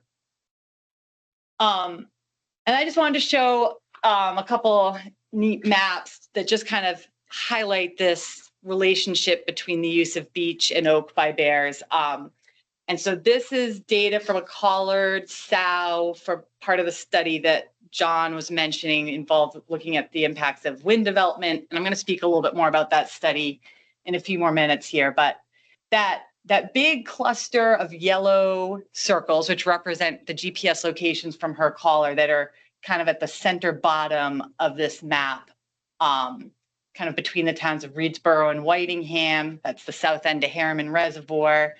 That's what we kind of considered her core home range. And then in the fall of 2015, we saw really good beech nut production. And then those black polygons near the pink triangles at the top of this map represent mapped concentrations of bear-scarred beech. And we saw that in the fall of 2015, this bear had beech, distributed throughout her home range, but not in these large concentrations. And so we saw her travel to the northwest up into those big concentrations of bear-scarred beech. And she made multiple movements back and forth throughout that fall, but really spent the majority of her time that fall foraging on beech nuts.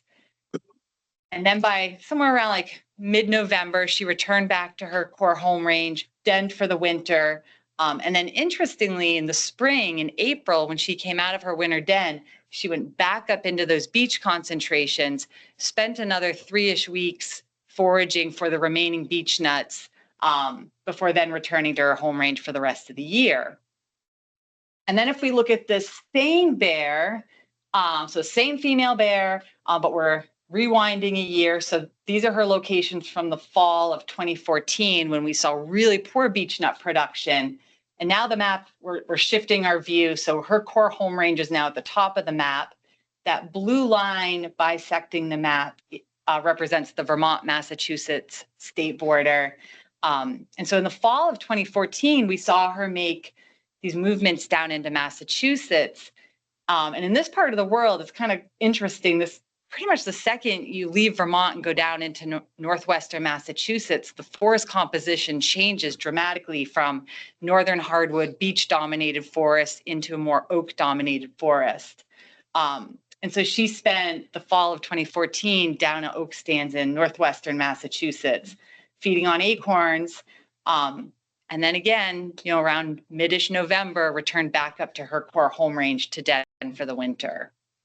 And so these are cool, again, showing this real attraction to those beech versus acorn, but also, again, a little bit of an indication towards the importance of having connected habitats for these animals to navigate the landscape.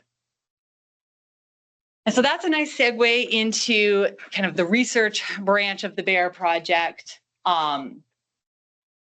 So, we have engaged or participated in a handful of different research projects over the years.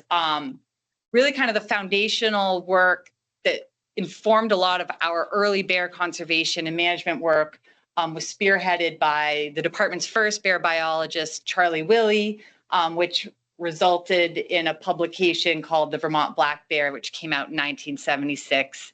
And that really gave a lot of good baseline data for understanding what at that time was still kind of the early recovery of Vermont's black bear population. Then, in the 90s, we were engaged in a big study called the Stratton Bear Study, which was looking at the effects of ski development on black bear use of different habitat types. And also as part of that, there was a study looking at beach stands as black bear habitat. And that Stratton study was really instrumental in solidifying our approach towards kind of working towards maintaining these concentrations of bear-scarred beach through our regulatory review process, and really strengthened our ability to keep using that strategy of dedicating that habitat as necessary for black bears. And it's also what really helped inform us about designating those wetlands for spring black bear foraging. And then in 2005, Bill Kilpatrick and his graduate student, Nathaniel Merrill out of UVM, did a really neat study looking at the genetic structure of Vermont's black bear population, which is what this map is representing, some of their results from that. And, they really found a lot of genetic clustering of the population, which they think is indicative of, again, this restriction in our bear population to like this refugia habitat in the Greens and the Northeast Kingdom. But then they were also looking at how that clustering related to major roads in the state and thinking about how those roads seem to be limiting the genetic mixing now that the population was starting to recover again. And then in that same vein, we've had some more recent projects looking at more than just bears, but bears for one of the species at a UVM, again, looking at genetic movement and connectivity with an eye towards road fragmentation and how to better facilitate wildlife movement across roads, and working with VTrans and setting up different ways to identify priority areas to start facilitating better connectivity across roadways in Vermont. And then again, we're kind of in the last stages of wrapping up what we call the Deerfield Wind Black Bear Study, which looks at the effects of wind development on black bear necessary habitat use. And we're starting to get preliminary results right now, so I'm going to share a couple of those in a minute. And then I'll just mention too that we're actually working on initiating a new effort to better evaluate productivity in our black bear population, again, with an eye towards how access to different types of foods and habitat might be influencing reproduction and productivity. And so just to share some of the preliminary results that we're starting to get back from the Deerfield Wind study. Again, this is a study that we've been engaged with now for over a decade. And we're trying to look at how the Deerfield Wind Project, which is an industrial wind development down in the towns of Searsburg and Reedsboro, is impacting black bear use of habitats in the area. So this wind facility exists in kind of two ridge lines. Wind turbines are represented by the white circles on that map, and then the pink lines are the roads and infrastructure associated with the wind development project. What you can't see on this map is that within and surrounding the infrastructure of this wind project are some of the largest remaining bear-scarred beach concentrations that we know of in southern Vermont. And again, I could spend a whole hour just talking about this study, but I'll giving you the Cliff Notes version. So we wanted to understand how this development would impact bear use of the remaining concentrations of bear-scarred beach surrounding the project. And so we're doing this, we collared a bunch of bears. We collared them for a number of years before development happened. We maintained collared bears during construction of the project, and then for a number of years once the project was in operation, so that we could make comparisons of how their use of those habitats might have changed. And so we're doing the analysis at 2 scales. One is just this zoomed in one, which this map is showing, which is like a 3-kilometer area surrounding the wind infrastructure.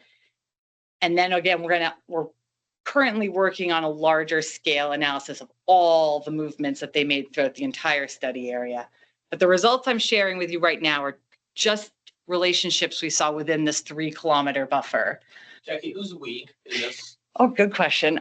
So we contracted the data analysis portion of this project out to Dr. Mark Boyce, who's at the University of Alberta, who's kind of a leader in this type of data analysis.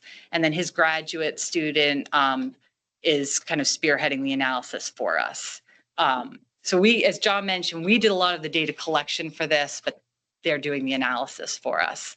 And so what we're finding is that, again, at that 3-kilometer scale, we are seeing some shifts. And so elevation is a big component of all of this. And so this figure here is kind of showing you what different features are found at the elevational gradient in the study area. And so the wind turbines are occurring basically from around 850 meters up to 950 meters. The whole wind farm footprint is from like 750 meters up to the top. The interesting thing to focus there is that the majority of the beach habitat is occurring in basically within that wind farm footprint. And then below the beach and below the wind farm, so basically below 750 meters, that's where the majority of the other like human landscape features are, like roads, houses, developments, and that sort of thing. And so what we're finding is that based on the data we collected during pre-construction phase of the study, so before construction began, in a good beech nut fall, bears were selecting for habitats or for beach habitat at the highest edges of the elevation. So they were kind of going to the top of these mountains and choosing to feed in the high elevation beach versus the mid or low elevation beach. But then during construction, in a good beech nut fall, they were still selecting for the beach, but now they were choosing to be at the lowest elevation part of that beach, which again is an indication that maybe they were trying to avoid the activity happening with the construction of the wind project. And then once we got past construction into the operation of the wind facility, again, in a good beech nut fall, they're still selecting for that beach habitat, but they're no longer going up to the top of the ridge and choosing that high elevation beach. They're now kind of sitting more at that mid elevation range. And this is really informative to us because, again, we really used to prioritize these remote high elevation beach areas as critical habitat for bears. And so this really kind of, again, validated that approach that we've taken. And seeing these shifts in elevation, you know, is putting bears closer and closer to human development. So again, it's interesting. This is still preliminary. There's more analysis to be done. And so I think we should have final results by the end of next summer, and then we'll start kind of sharing those results with the public. All right, so now shifting to our bear population monitoring and management portion of the project. So we'll start with talking about how we estimate our bear population. We use what's called a population reconstruction model. And this model uses data from dead bears to build back what the population would have been before those animals died. And so we're using these dead animals as like a representative sample of the black bear population. And then we're applying some like known metrics about bear populations that inform us about vulnerability to particularly harvest based on the sex and age class of different bears.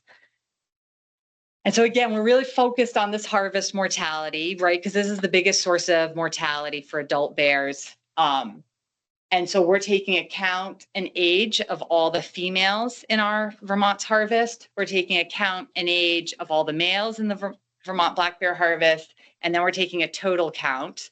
And then integrating that into the model. And then along with that, more recently, we've also been taking our incidental mortality data. And so this is our non-hunting mortality data. So bears that were killed in vehicle collisions, which make up the bulk of that data, but then also any bears that were killed in conflict situations, and then any other, random dead bear that someone from the public comes across and, alerts their local warden about. And then for that, we're really right now just taking a total count and integrating that into the model. And so this figure shows what our bear population looks like over time since 1972 up to 2023.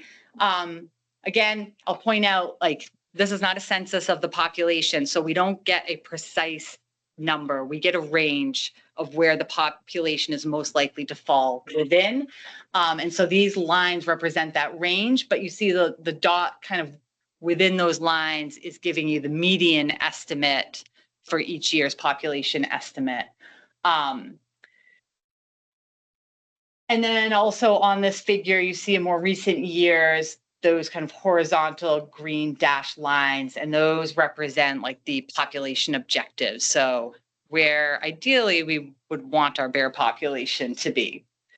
And so again, as we kind of already talked about, through the 70s and even before the 70s, but we started really looking at it in the 70s, our bear population was recovering. The habitat had come back. And as I'm going to speak to in a few minutes here, we also started really establishing regulations, limiting and restricting how and when people could kill bears. And those two things working in conjunction with each other allowed the population to really continuously grow through the 70s, 80s, and into the mid to late 90s. And then in more recent years, we're seeing this relative population stability, but there's a lot of movement within that stability, obviously. And we're seeing these kind of consistent fluctuations of periodic decrease for a few years, followed by increase, decrease, increase. But on the whole, during this period of somewhat stability, that the range has typically fallen somewhere between 4,000 and 7,000 bears statewide. But of course, you can see in recent years, we have been at the upper end of that. And in 2022, just holding on to the upper limit of that range by a toe. And so, yeah, our bear population has been doing really well. Does anyone have questions on this before I move on? Because it's, yeah. So if we look at that chart today, 2000, through 2023, as we move forward into 24, 25, and 26, and 27, and you start getting information from bear carcasses, bear teeth, so on and so forth, it's giving you a more accurate ability to, guess our population or estimate our population. Will we see those numbers change that we're looking at now, or do these stay static and only change moving forward? It's a great question. They will change for a couple reasons. One is that for the most part, and this is starting to change now. And we're going to talk about the harvest in a minute, but we are seeing more dead bears in our harvest and in our incidental mortalities. But traditionally, the number of dead bears was low enough that it couldn't just be put into the model on its own. So we were grouping them in 5-year increments, and that's kind of like a rolling 5-year grouping. We're hoping, well, I don't say hoping, but if we get the data to a point where we can start grouping it in 3-year increments, that's something that Katie and I are, we've got our eye towards if we can get the data refined to a point where we can do that. So that will make it a little bit more nimble. But yeah, so because of that, it'll shift a bit. But then also collecting bear teeth to get accurate ages is a messy business. We're collecting them through the harvest and even through the incidental mortalities. And every year we get old teeth that randomly come in with the data. For example, at one check station this year, when we were handing out the buckets to collect this harvest data, they found in a drawer, a handful of teeth from last year that they never turned in. And so these things just happen. And so we're not going to throw that data away. We're going to re-add it into the estimate. And so, yeah, so there can always be some changes. And honestly, that brings up a good point that I forgot to say, but it's up there, is like, we are not hyper focused on the exact number of bears. We're really focused on the trends and what's going on. Is it increasing, decreasing, stable? That in our minds, that's kind of the most informative part of this. Yeah. I just want to ask again about the objective range. So I see it up there. I'm guessing that has to do with the available habitat. And so does that range move if we end up conserving more land, having more habitat available to bears? Yeah, so there's a couple of things that play into that. What we know about habitat availability is part of it, and what we believe for adequate habitat plays into it. But it's actually also like public, what public support, or like kind of it's like a crude measure of social carrying capacity, basically. So every 10 years, we do our big game management plan. And leading into that, we'll do like some public surveys to try to kind of gauge where public tolerance is for bears, and the other species that are part of that big game management plan. And so at that time, and again, it was before I was the Bear Project leader, but my understanding, right, is around 2018, we started doing those surveys. And the population you can see in 2018 was within where that objective now is. People were pretty satisfied with the bear population. And so we decided to lower it a little bit, but we also made it a little bit broader because you can see there's some big fluctuations that typically happen. So that again can change with the next big game management plan, again, depending on where habitat quality is, the amount of habitat available, and then also public tolerance. Dave, you want to say? Ask you to explain some how our confidence intervals have narrowed and. Oh, yeah. Why? Yeah. The changes they have done. Yeah. So you notice on the range for some of these estimates, we've got a really big range, like I think 2011, 2010. And it was kind of inconsistent. Some years were tight, some years were broad. And that is because we did not have consistent tooth submission primarily. So we were kind of, there was some uncertainty in the data because we just didn't have enough distribution in our data. So in 2017, we made it mandatory, in the board passed, rules to make it mandatory that hunters had to submit a tooth with every bear harvested. And that has greatly increased our kind of accuracy in our bear population estimate and has made it much more consistent in terms of like the confidence intervals around our estimate.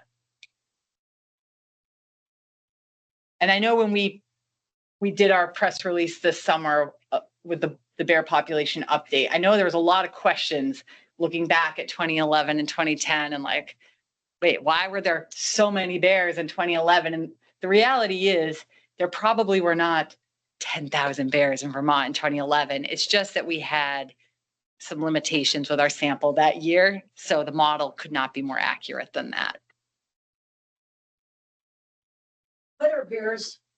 What food are bears finding in wetlands? In wetlands. Oh, yeah. I kind of glossed over that, didn't I? So there's a lot of like just vegetation, especially in the early part of the season. So as those plants are first starting to grow and they're in the growth stage, they're more digestible for bears who have, like a simple stomach like us. And then as you transition into more like the summer and even fall for some wetlands, the different shrubs that produce berries, so you got a lot of blueberries, cranberries, winterberry, things like that they'll key in on, raspberry or wild raisin, that type of stuff. Species specific, like your forest seep areas, that's the first thing that opens up in the spring and it's important. So you'll have the grasses and the sedges that are there and they're tender, but also things like jewelweed. Those are very, succulent plants. So that's what they get into. Yeah. And the reason the wetlands are so important in the spring is because that is one of the first places to really start that vegetation green up. So it's a good early food source for bears. I've seen bears den and actually old beaver lodges. So that's another use of wetlands they might. Totally. I haven't seen that firsthand, but I'm not surprised. That's cool. That would be a really nice den. All right. So again, we'll kind of segue now into the regulations and the history of that. And again, these regulations are all focused around bear hunting, which again is the biggest source of mortality for adult bears. So from 1831 to 1941, the Vermont legislature imposed a bounty on bears. And again, according to records, maintained by our first bear biologist, Charlie Willey, 1,295 bounty claims were paid by the state during that time period. Then in 1941, we kind of changed course and decided let's actually start setting regulations to protect and promote this animal on the landscape.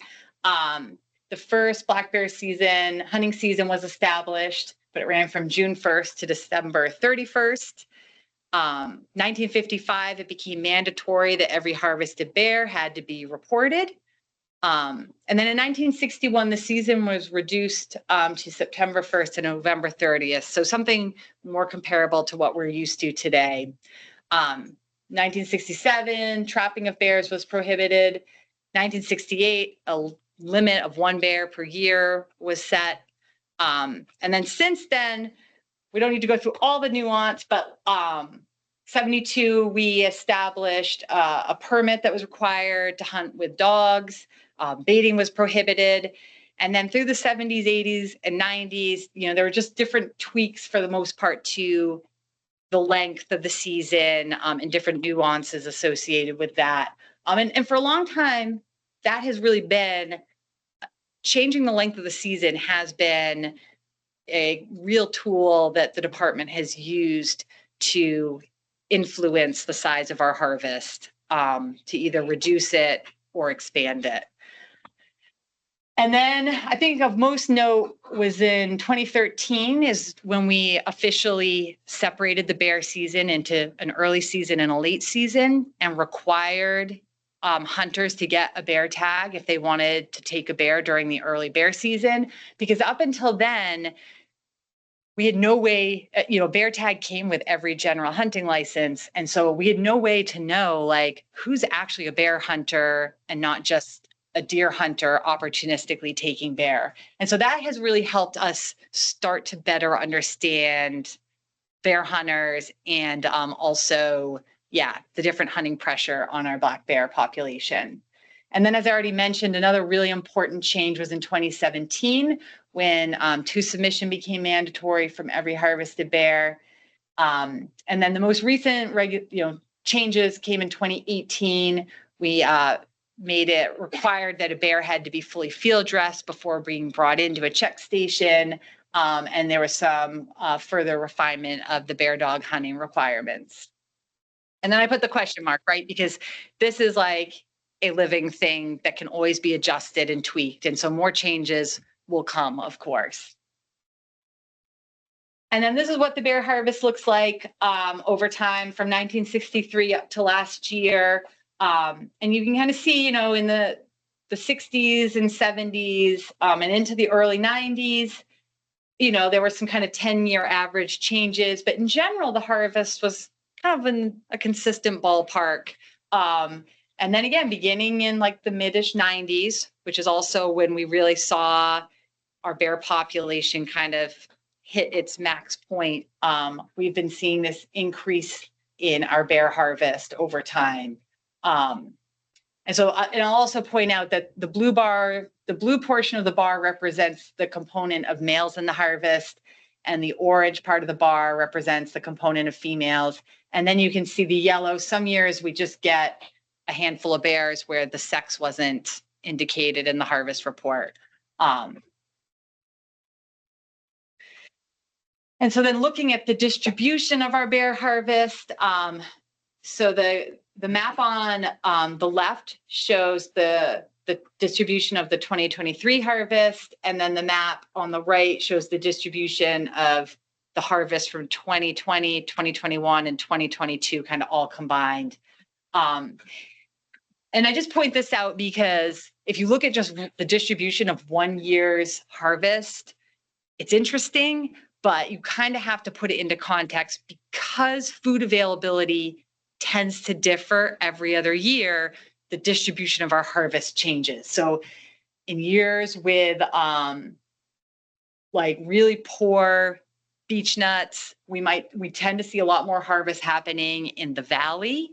But with years of good beech nut, which we saw in 2023, we had a lot more bears up in the mountains. It made them more like widely distributed across the landscape, less concentrated.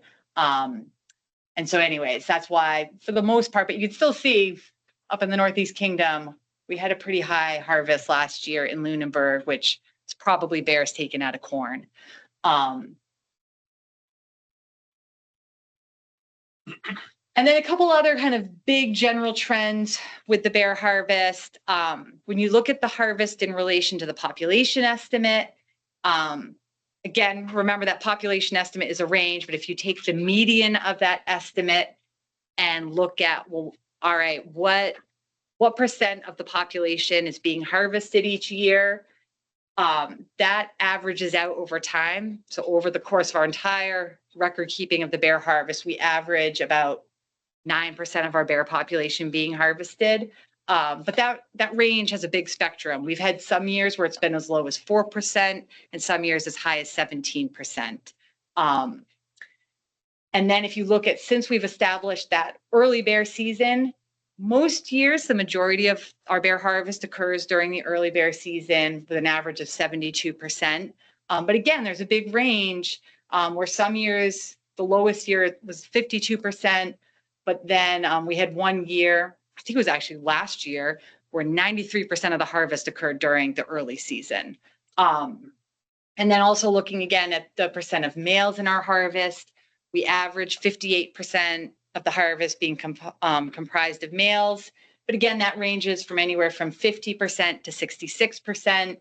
And then the amount of harvest coming with the use of dogs is 15% on average. And again, that has ranged anywhere from 6% up to 26%. But I will say that both of those extremes on that range for the hound harvest occurred, I think, in like the 70s and 80s. So in recent years, like over the past decade, it's been pretty consistent around that 15% average. So the 15% is 15% of the 9.3%. No, sorry. So the 9.3 is, that's the percent of our population that's being harvested. Right. The 15% is if you take the total harvest, 15% of that harvest each year, about 15% of the harvest comes from hunting with dogs. Yeah.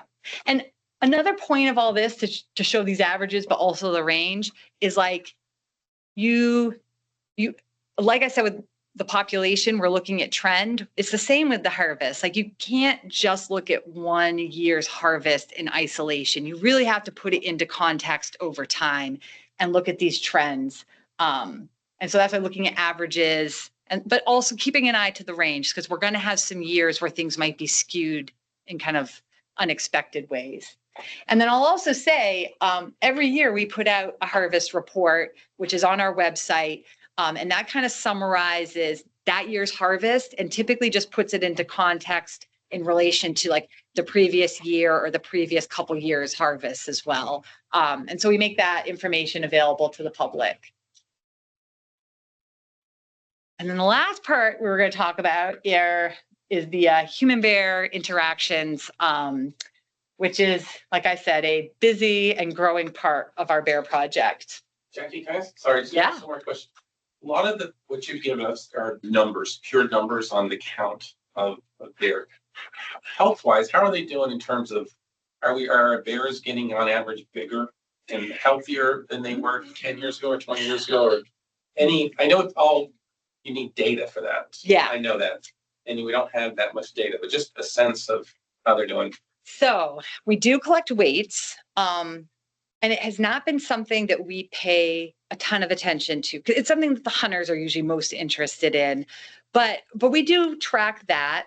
But do weights always, is it the right metric for health, right? Because as we're about to talk about, there's a lot of foods out there that bears probably shouldn't be eating, that if we were testing for things, we probably would be finding things that are concerning, but might result in a heavier, bigger bear. So it's a little tricky, but it's a really good point. And it is something we think about, right? Like we're looking at this raw number of bears statewide. We're looking at this statewide harvest and we're looking at components of it as best we can. But what actually makes for a healthy population is complicated. And so again, we really, our focus a lot of the time is like that habitat. Do we have healthy, robust habitats to support these animals? And then making sure in combination with that, that the trends in the population aren't like alarming in terms of like tanking or skyrocketing, and those types of indicators. And then again, as I mentioned, we are, initiating a new effort to look at reproduction, because reproductive rates, that's another metric potentially to look at health of the population.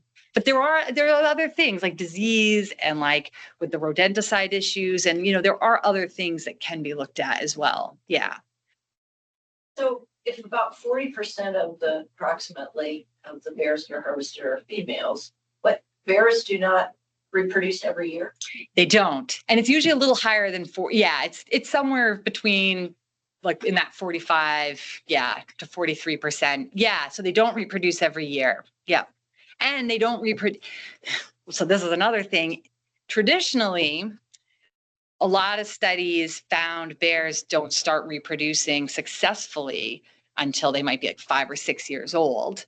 Of course, in some more like suburbans type anthropogenic influence bear populations, they're seeing reproduction starting younger, which is another reason we're interested in starting to look at that, what's going on here in Vermont.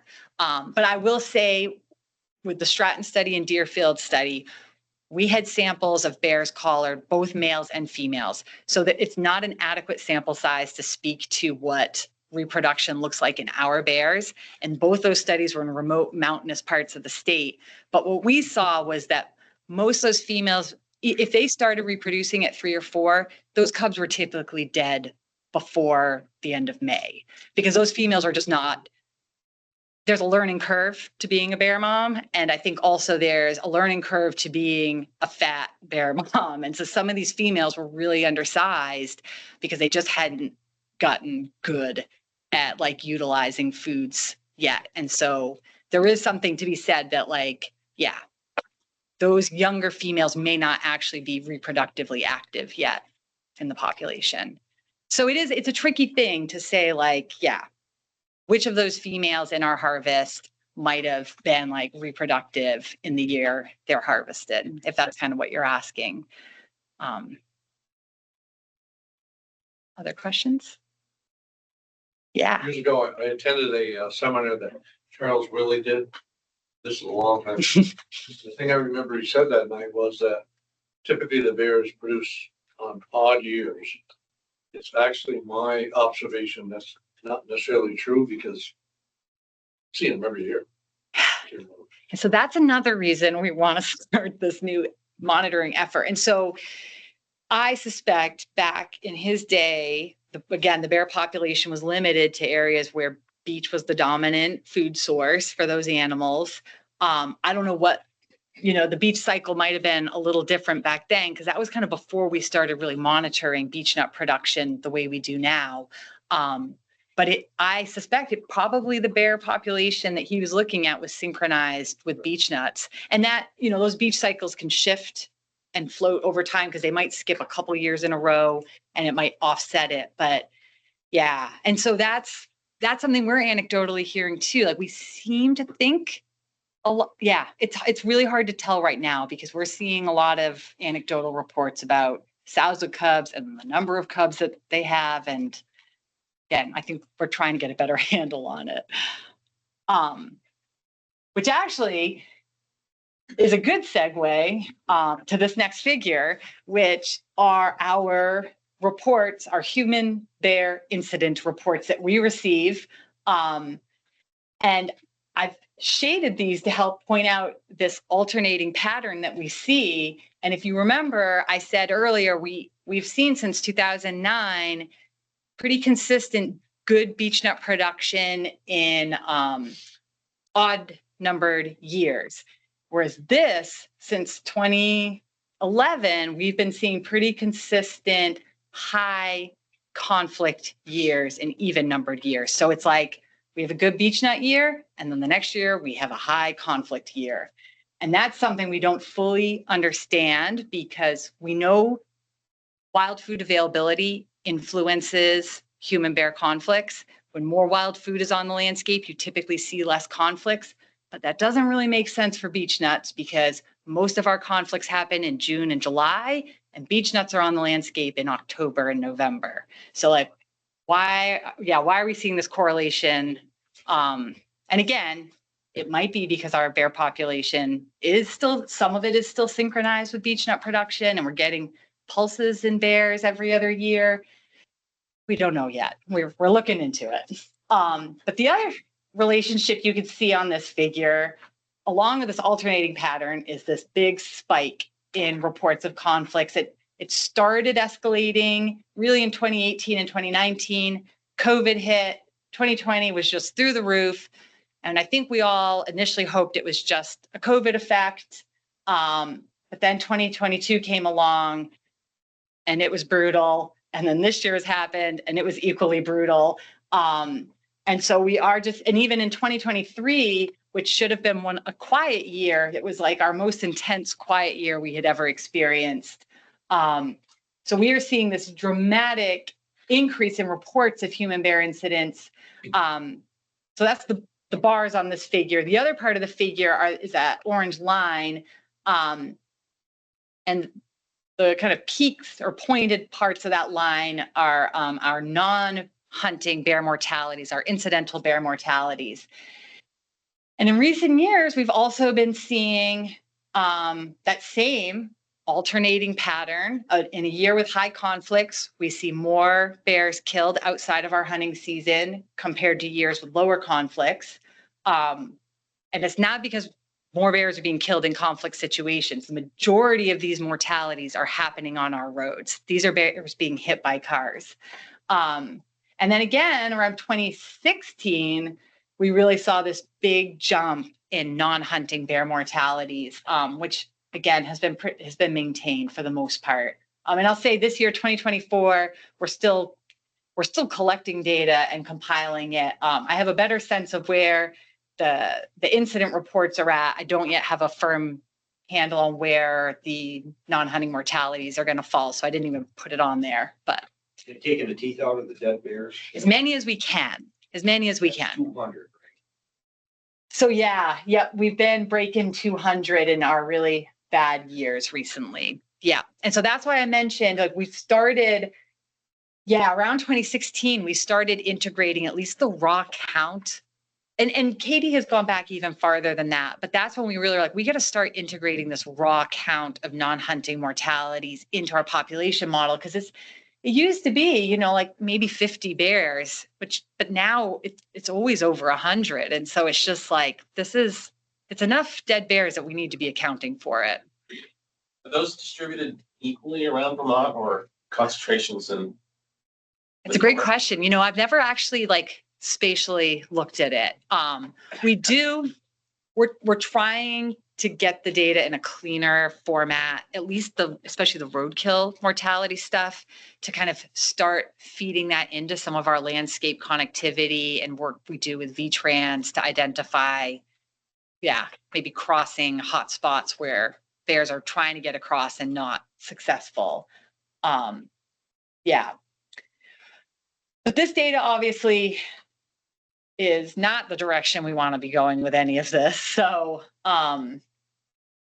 again, we're really kind of scratching our heads as to like, well, what is driving this big increase in conflicts or reported human bear incidents? And there's a lot of factors that go into it, right? It's our bear population and the distribution of our bear population, right? And coupled with our human population and the distribution of where people are living on the landscape, because the more people and bears sharing the landscape, the more opportunities for interactions. But along with that, as I just mentioned, we know wild food availability is also a critical part of this. The research is very clear that when wild foods are abundant, the majority of your bears are going to choose to spend the majority of their time feeding on those wild food sources. But when those food sources are more limited, bears are going to look for alternate foods. And so those alternate foods often end up being human-caused foods. And when bears get access to human-caused food, it can really cause a change in bear behavior. And this isn't for every bear, but for some bears, because every meal is a learning experience, once they find and successfully get those human-caused foods, for some bears, they will start to key in on those more regularly. And if they keep having success getting those foods, it basically teaches them like, well, this is a reliable, easy food source. I can hit this dumpster or bird feeder. It's not seasonally dependent. It's here all the time. It's concentrated food. And so that leads to what we call food conditioning, where some of these bears, instead of only turning to these human food sources out of desperation when wild foods are limited, it's now becoming a regular part of their diet, and it's a regular place they go to look for food. And then the more time they spend foraging close to people, the more comfortable they get around us, and that leads to this other behavioral change that we call habituation.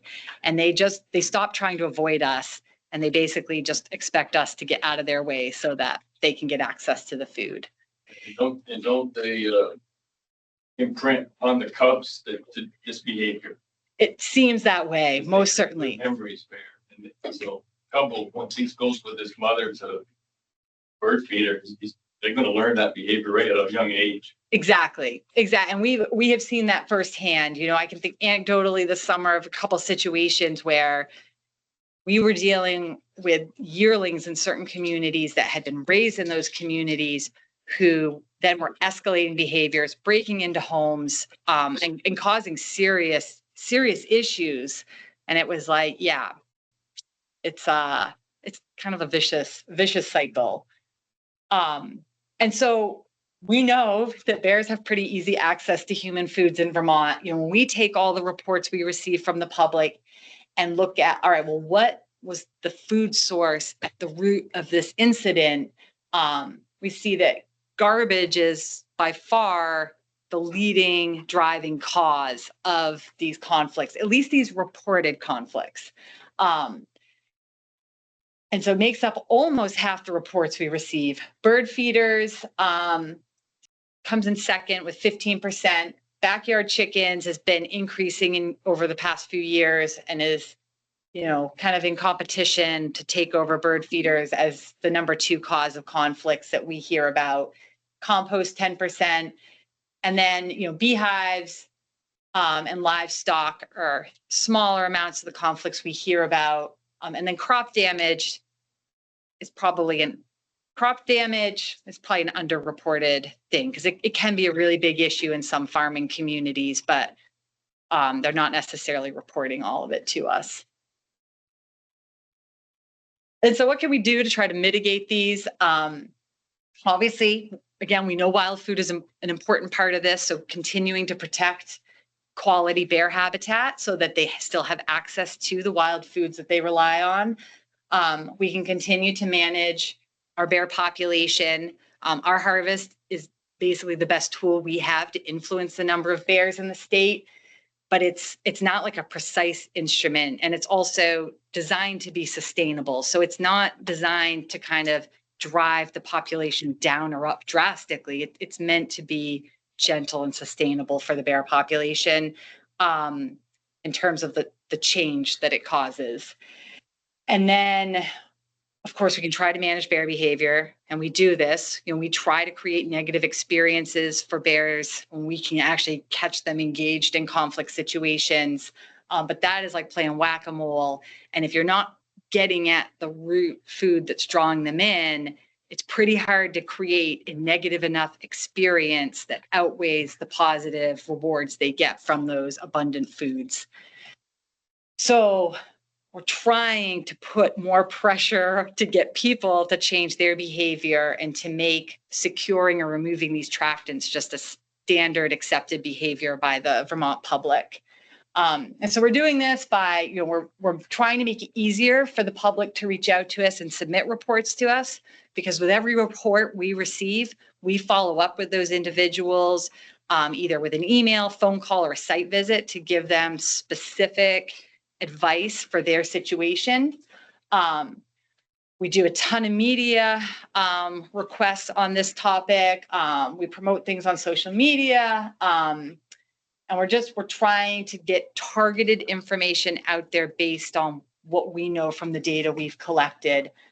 We've also are trying to expand our capacity. We just entered an agreement this year with USDA Wildlife Services, bringing some of their staff on board to start assisting us with the technical assistance side of this for the public.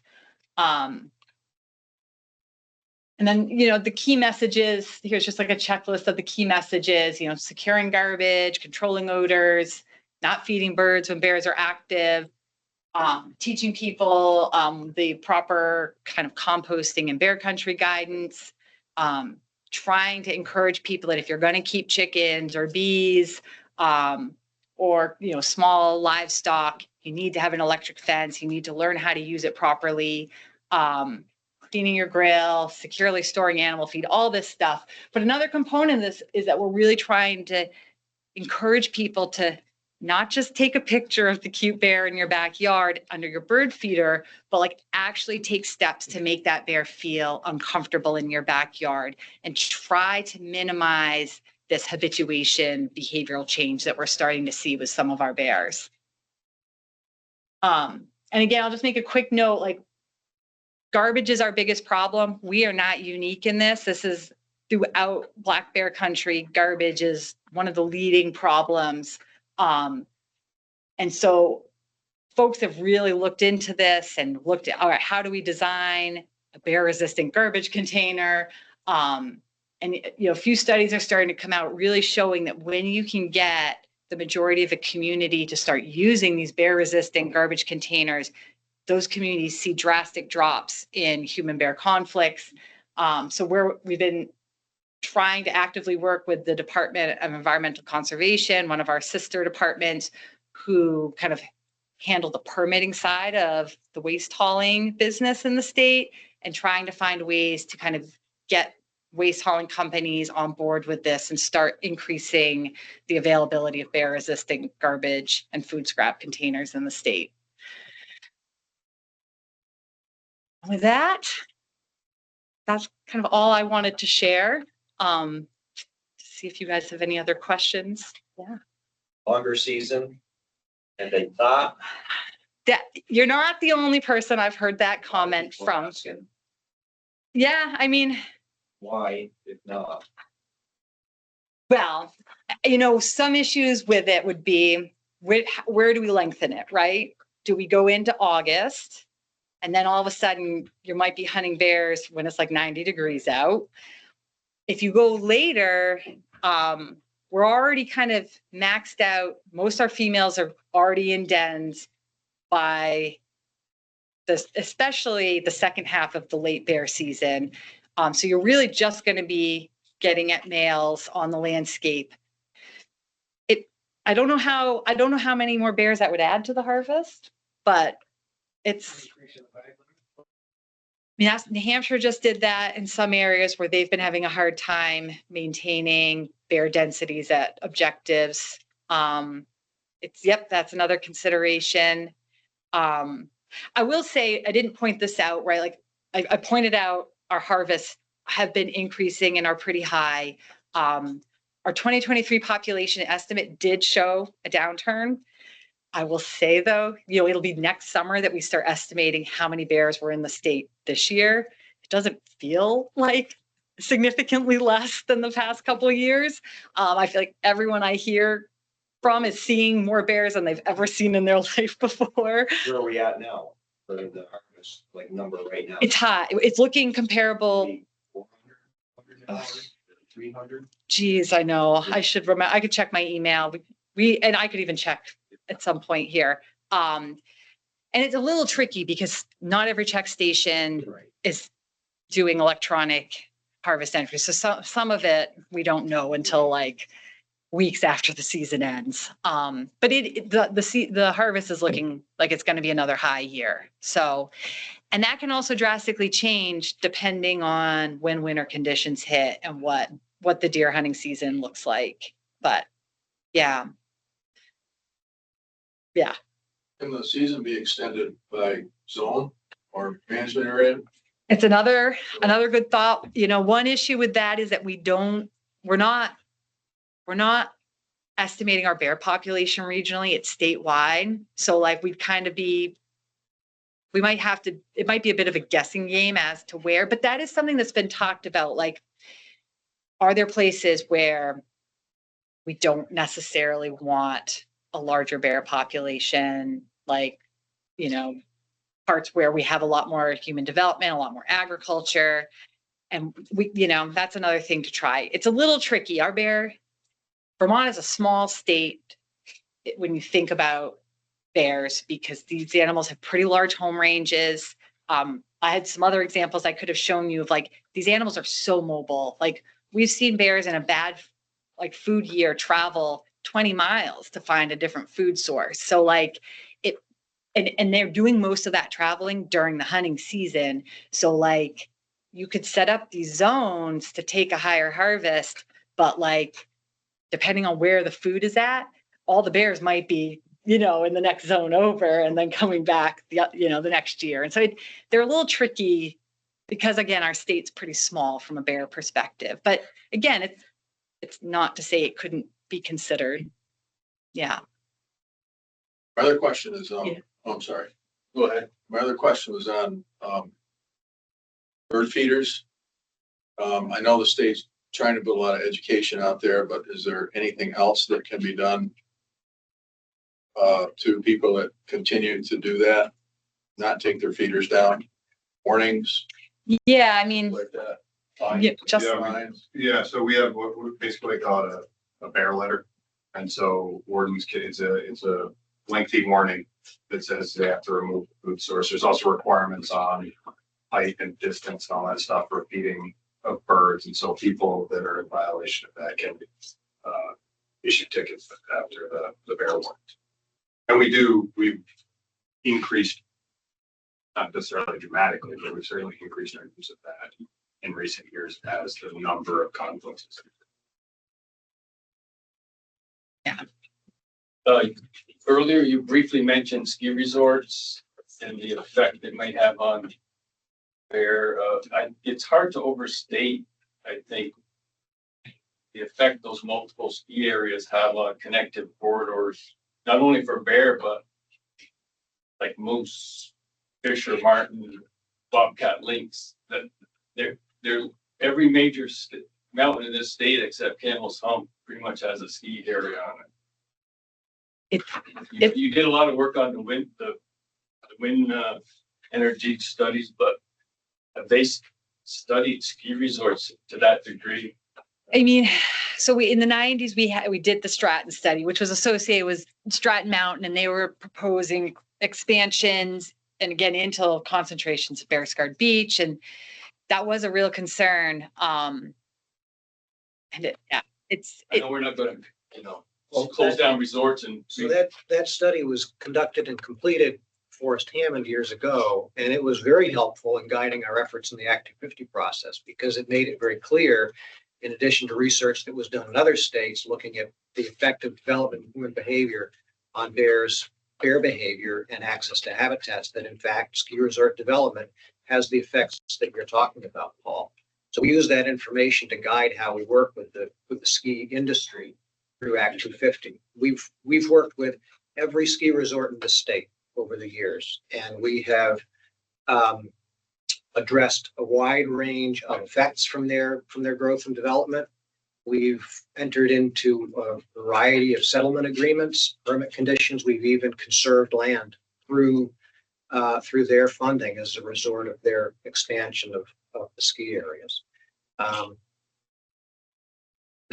Maybe in some of those instances, we should have taken an even harder line and objected to the development altogether, but that doesn't always work in our favor. Deerfield Wind Project is a shining example of that because the department actually objected to the development of that project because of the significant scope of concentrated bear-scarred beech. It's the largest concentration of bear-scarred beech we've ever discovered in this state. We didn't win the day, but we did get a sizable settlement agreement as a result. So we've been conserving a bunch of land in other areas. We did the research project, and they've got a variety of operational conditions that they have to abide by. I'll say too, to your concern about ski resorts, I don't think I shared the map of the distribution of our reported conflicts, but our resort communities are glaring sore thumbs on that map. And so that habitat, you know, in the modern day of bear conservation, right? Like it used to be, we were worried about losing our bear populations and how do we maintain habitat and allow these populations to recover. The focus is shifting now where it's like, how do we share the landscape with these animals without food conditioning them to a point where like they become so habituated that we're constantly in conflict with each other. And that's something that the ski resort communities are not doing a good job at, is that they are like one of the leading sources of food conditioning and habituation. Again, because you've thrown a bunch of residential area into core bear habitat. And so, yeah, it is something, again, because we do have some good working relationships with a lot of the actual resorts, trying to work with them to spearhead some of this implementation of bear resistant garbage containment and these kind of what we call bear aware strategies and getting their residents and guests to follow it. But it's a struggle. So how do you feel that, you know, a year later from where you were last year, things moving in the right direction?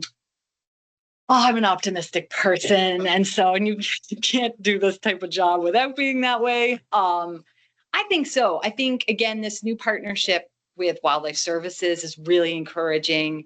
I think it's going to help build our capacity and also take some of the strain off of hopefully our wardens to allow them to focus. I mean, some of our wardens, this is what they do in the summer, is it's just bear call after bear call after bear call. And they've got a really diverse scope of responsibilities. It's not just bear conflicts. So that's encouraging. Again, the results from the Deerfield Wind study are starting to come out, and again, validating our conservation approach towards habitat. And so again, that's hopefully will strengthen our arguments in the regulatory review world. The conflict stuff, it's a double-edged sword, right? This is like the reality of conservation success, right? Like we now have this growing or like robust bear population. And so that's a good thing, but like we've got some big things to figure out in terms of how to better share the landscape and manage all of it. But we've got a good team, so I'm optimistic. Any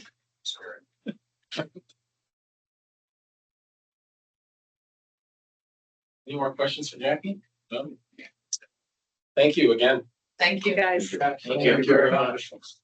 Very good. Okay, commissioners report / updates. Mine will be just about as long as Jackie's. Always shut the lights off. But not nearly as interesting. That's good. Welcome to Beth, and Linda. And, actually good to see everybody. It's been a while since we met in person. So over the summer, one of the things that was alluded to, by a couple folks, John, Austin and I, and a number of people attended a regional landscape conservation conference in Montreal.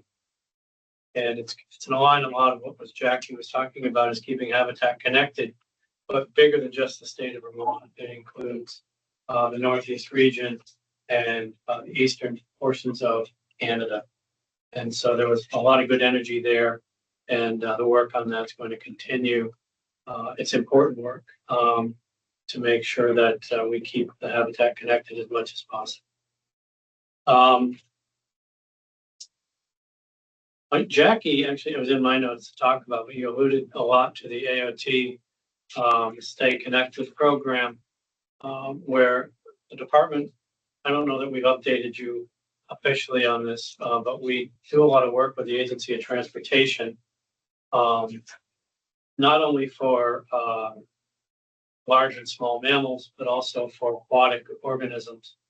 And so like the latest one is they're doing a project up on 78 in Swanton, and a lot of the work that John and his team and some other folks have been working on is making sure that some of the fish and smaller amphibians are able to get back and forth and not get squashed on the road. And that may seem like a small thing, but when you add it up around the state, it's really an important feature. And it's a good cooperative effort with the Agency of Transportation. I did want to give a nod to the wardens. I'm not sure how many people, I'm not going to get into the details, but a couple Fridays ago, there was a pretty horrific incident up in Enosburg Falls. Our wardens were involved, and one of our wardens was injured as a result of that incident. And I just think it's important to note, they're responding to bear calls. They're doing animal cruelty. They're doing their the typical things that you think wardens are doing. And I'm not sure what that means anymore. But they're also responding to the typical law enforcement cases around the state. And so there's a huge burden on them. They're standing up well, but just next time you see your local warden, thank them for the work that they're doing. And certainly the colonel and the major. It's a big lift, and they do a great job. And I've said this publicly a lot, that the Warden Service is the best law enforcement agency in the state, and I stand by that comment. Just to let you know, the last month or so has been a real lift in the department. Today, we submitted our budget up to the governor's office. I can't really get into the details, and I doubt the only one here you'd probably want to is you. Not anymore. But it's around $33 million. But that's not what will be presented. And so there's a lot of work that we'll need to do with the governor's office between now and January on that. And we've also, last week, we submitted our policy initiatives up for approval as well. It's premature for me to talk about those, but when I can, I will share them. But it's been a lot of the work that we've been doing in the department recently. With that, I'll answer any questions folks might have. Well, Yeah. right. Thank you. Thank you, Commissioner. Oh, yes, that's right. They're pretty cool. I love the cover. That's also great work by folks in the department. And with that, I know before you adjourn, I think Abigail, once again, has made venison chili. Is that correct? So, great. Thank you, Abigail. Thank you for the presentation again. And, I have a motion to adjourn. Make a motion, we adjourn. Okay, all in favor, signify by saying aye. Aye. Right. Okay, Thank you all. thank you, everybody. Here, you want this? Or I'll leave that, Abigail.